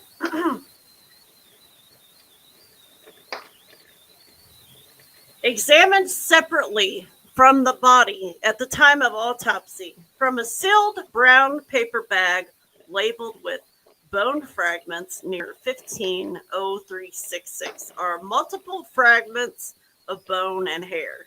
A maxilla with well-preserved natural teeth showing no metallic restoration is present.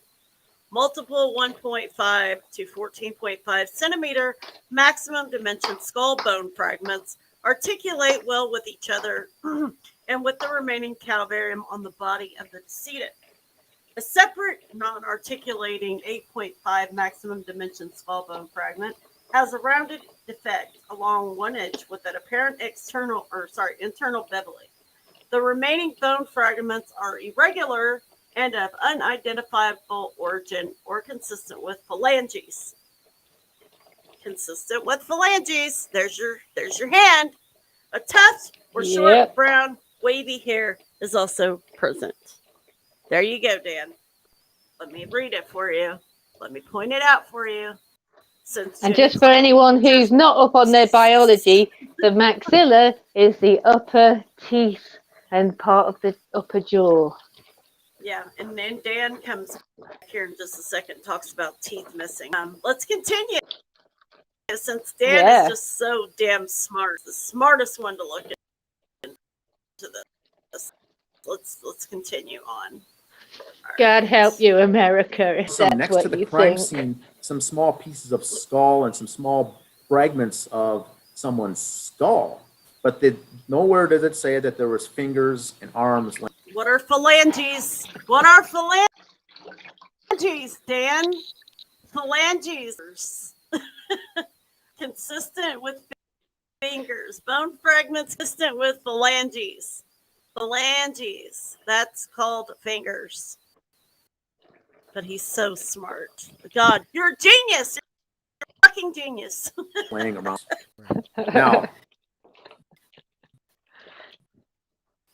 that posed two questions. Because number one, I really thought through the logistics of a dog arm of a 5-year-old girl. It crossed his mind. He just assumed the dog ate it and devoured the whole thing. A dog will there eat would a cow's leg, for God's sake. Yes. I used to give my dogs femur bones all the time. And they would destroy those damn things within an hour. The entire thing. Mm-hmm. Species that need to be tested all throughout the house. And that was never done. If the dog did grind up and eat small bone fragments. That's why his poop was white, because he was eating bone. He was chewing on bone. He was digesting bone. Dogs digest bone. Look it up. Fingers and things like that. Realistically, could the dog have eaten those and digested those? Yes, but they'd still have to come out. Where's all the teeth? Where's David and Kamel's teeth? They're Okay, here we go. Are you ready? Are you ready for this one? Are you ready? I'm ready. Are we ready? Are we really ready? Because this is beautiful right here. I mean, it's not beautiful in a sense, but it's beautiful that he said, "Where's the teeth? Where's the teeth? Where's the teeth?" There are no Please? teeth. There are no teeth, don't you know? Can you tell me where the teeth are in this photo? There's no teeth in that photo. I can't see them. I've got my eyes closed. It was planted. I bet. I can You 100%. zoom in on that picture? Because Yes. I like think zoom so. into Yes, the zoom into the big bit. Yeah. Here we go. What is that? So I think What they is might be that? teeth. I think they might be teeth, you know. What is Might be that? a pair of gnashes. But if you scroll, like move to the picture to like leftwards. Like left on this picture? Yeah. Okay. Around the hair area, if you zoom in,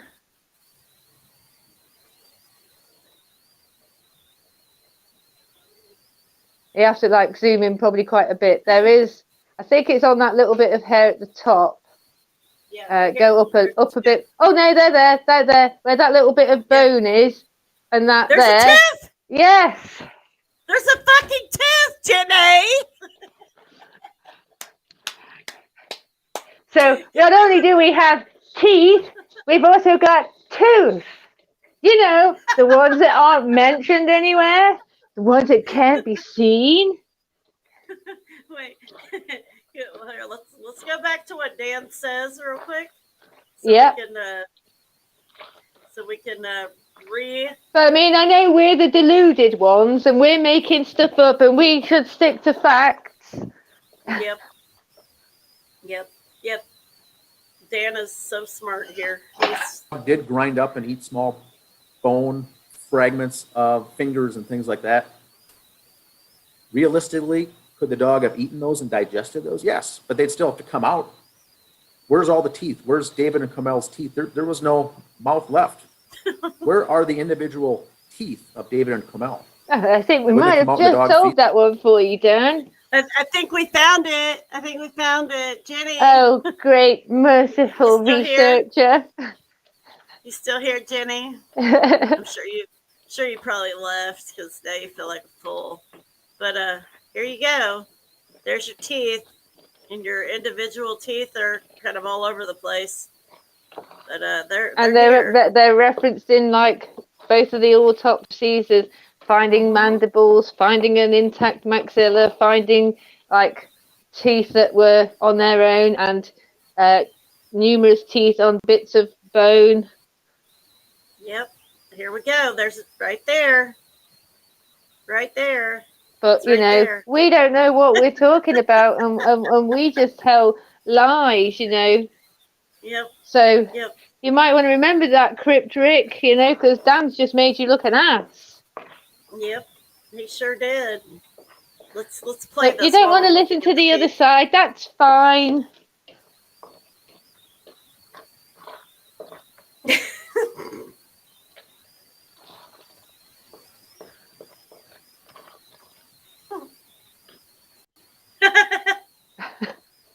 Okay.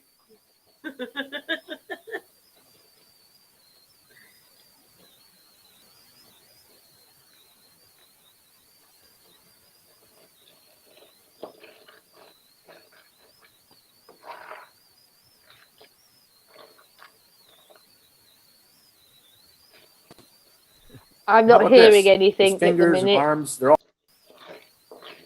Did I lose the sound on here again? Crap. Hold on. Make sure I can.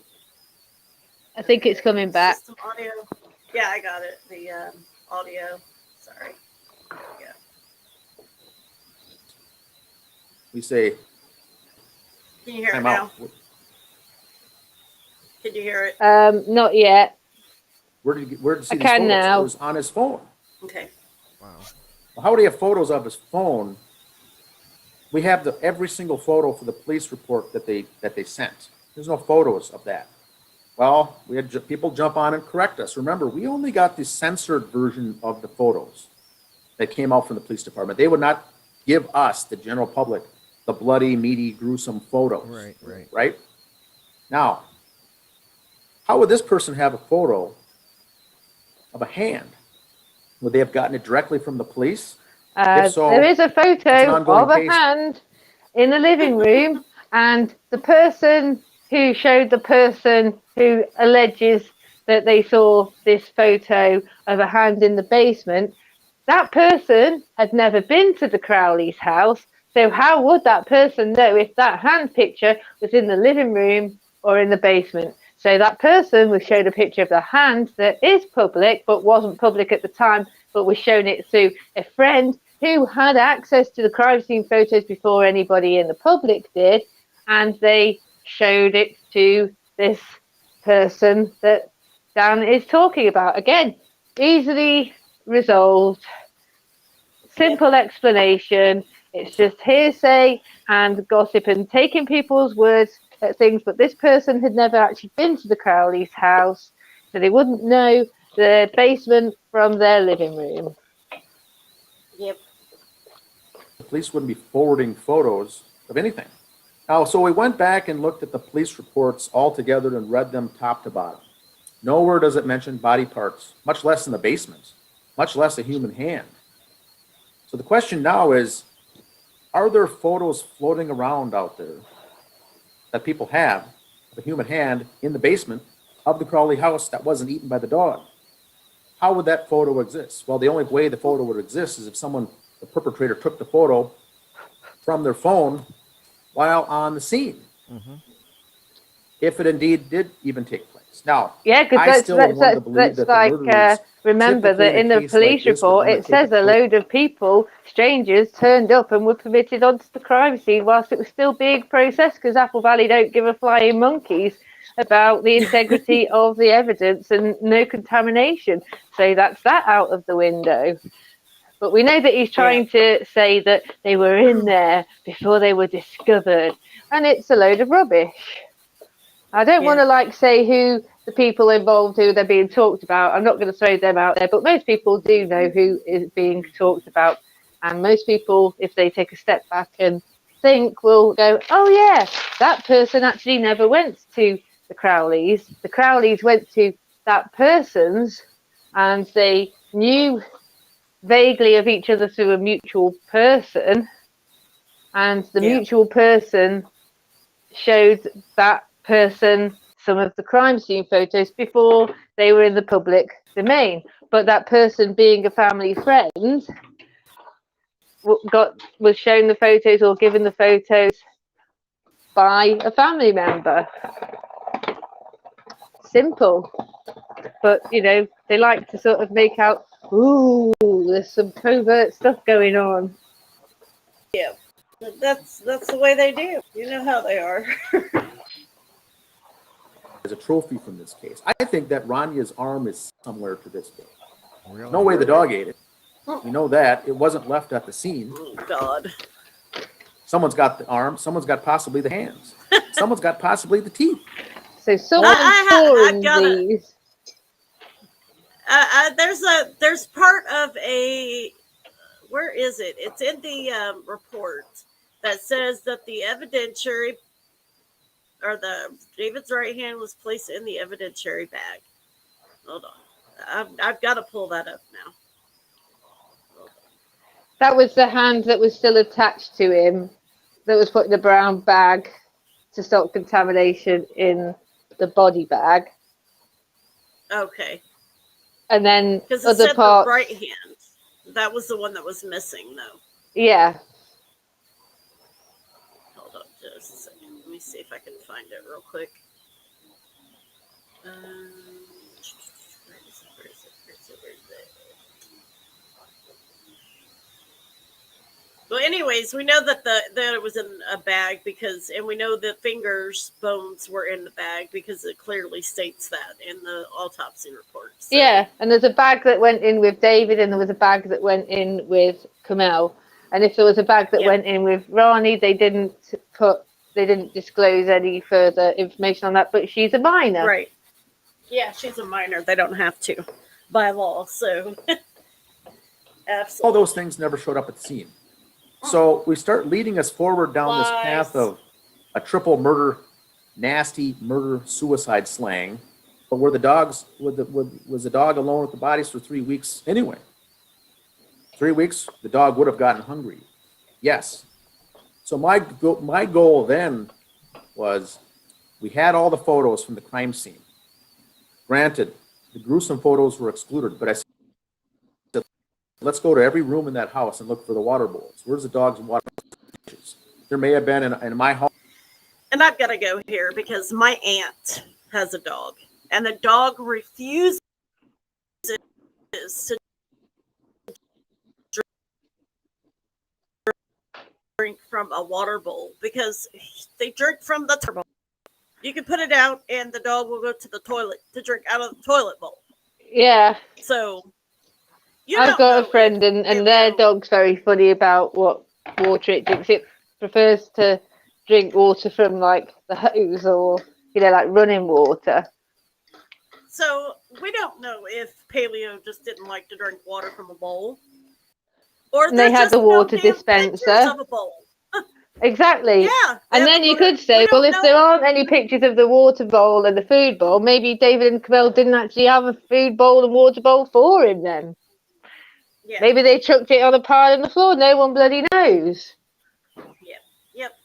Well, that and Paleo could have drug it downstairs because it was empty. He could have picked it up and took it somewhere. Yeah. My dog dog does that all something. the damn time. It's food bowl. Could have gone down the side of the sofa that you can't see. Yep. So just because there isn't a picture doesn't mean that it doesn't exist.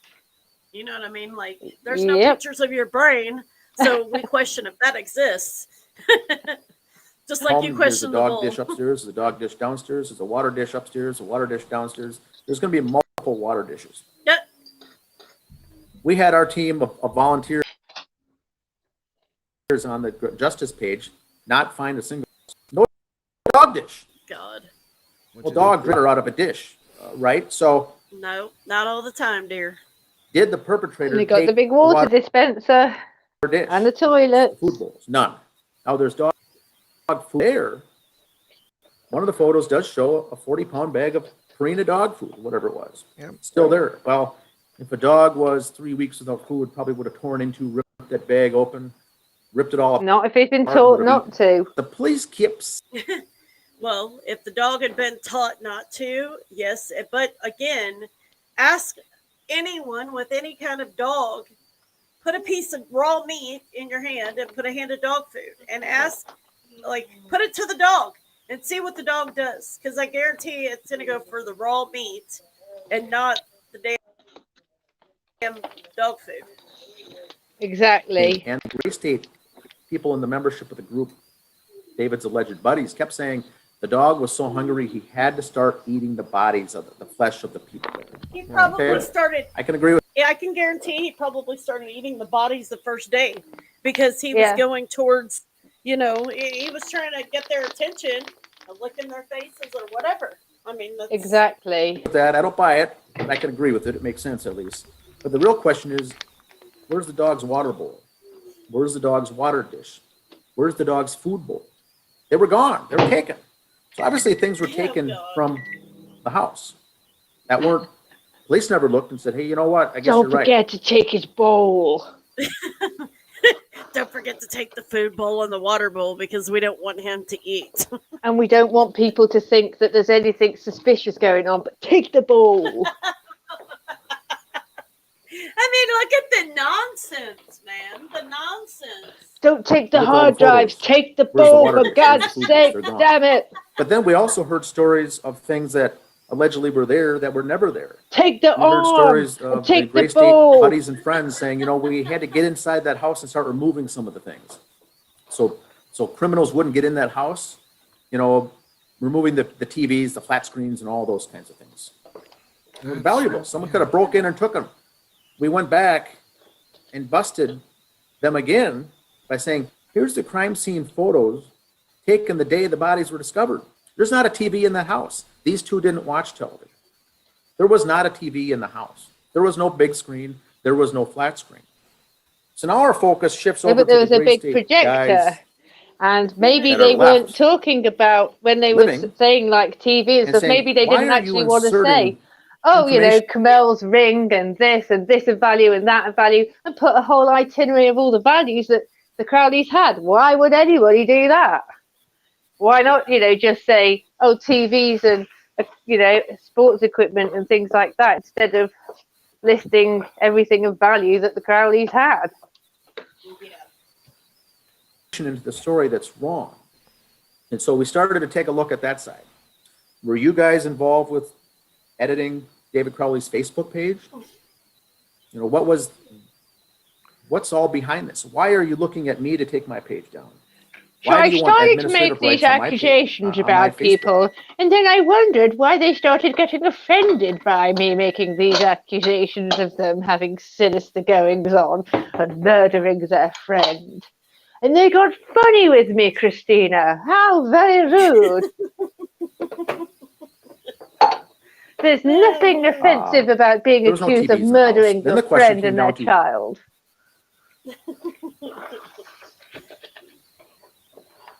What of friends were you? And so we started somewhere when we found out that David was not good friends with any of these folks. Here we go. This is where Dan knows about all the friendships. He knew when David wiped his ass, when he got up in the morning. What he ate. I've got a friend, What do you and she think? drives me mad at times because some of the things she comes out with, you know, she literally, like, I could be like, oh, bloody hell, you know, but that doesn't mean like I want her dead or anything. Oh Lord! All right, so we're gonna finish this up. Oh God, probably tomorrow morning. I gotta eat some lunch. It's already like 12:30 Yeah. here. I'm starving. So we're No gonna wrap problem. this in the video, and we have another probably good hour and 15 minutes left to snark Yeah. on. But make sure you guys check out, of course, as always, check out get it up here. The Crowley Case, Fact versus Fiction on Facebook, on YouTube. And make sure you subscribe to A Deep State Granny on YouTube. And then make sure you subscribe here and like the videos. Leave your comments down below unless you're Jenny. Because we've already pointed out the lies with pictures. As always, make sure you guys look at the evidence and study the case yourself. Anyways, we will see you guys. We'll see you guys tomorrow, and thanks for coming and hanging out again on another episode of Dan Hennen's Lies. Have a good day.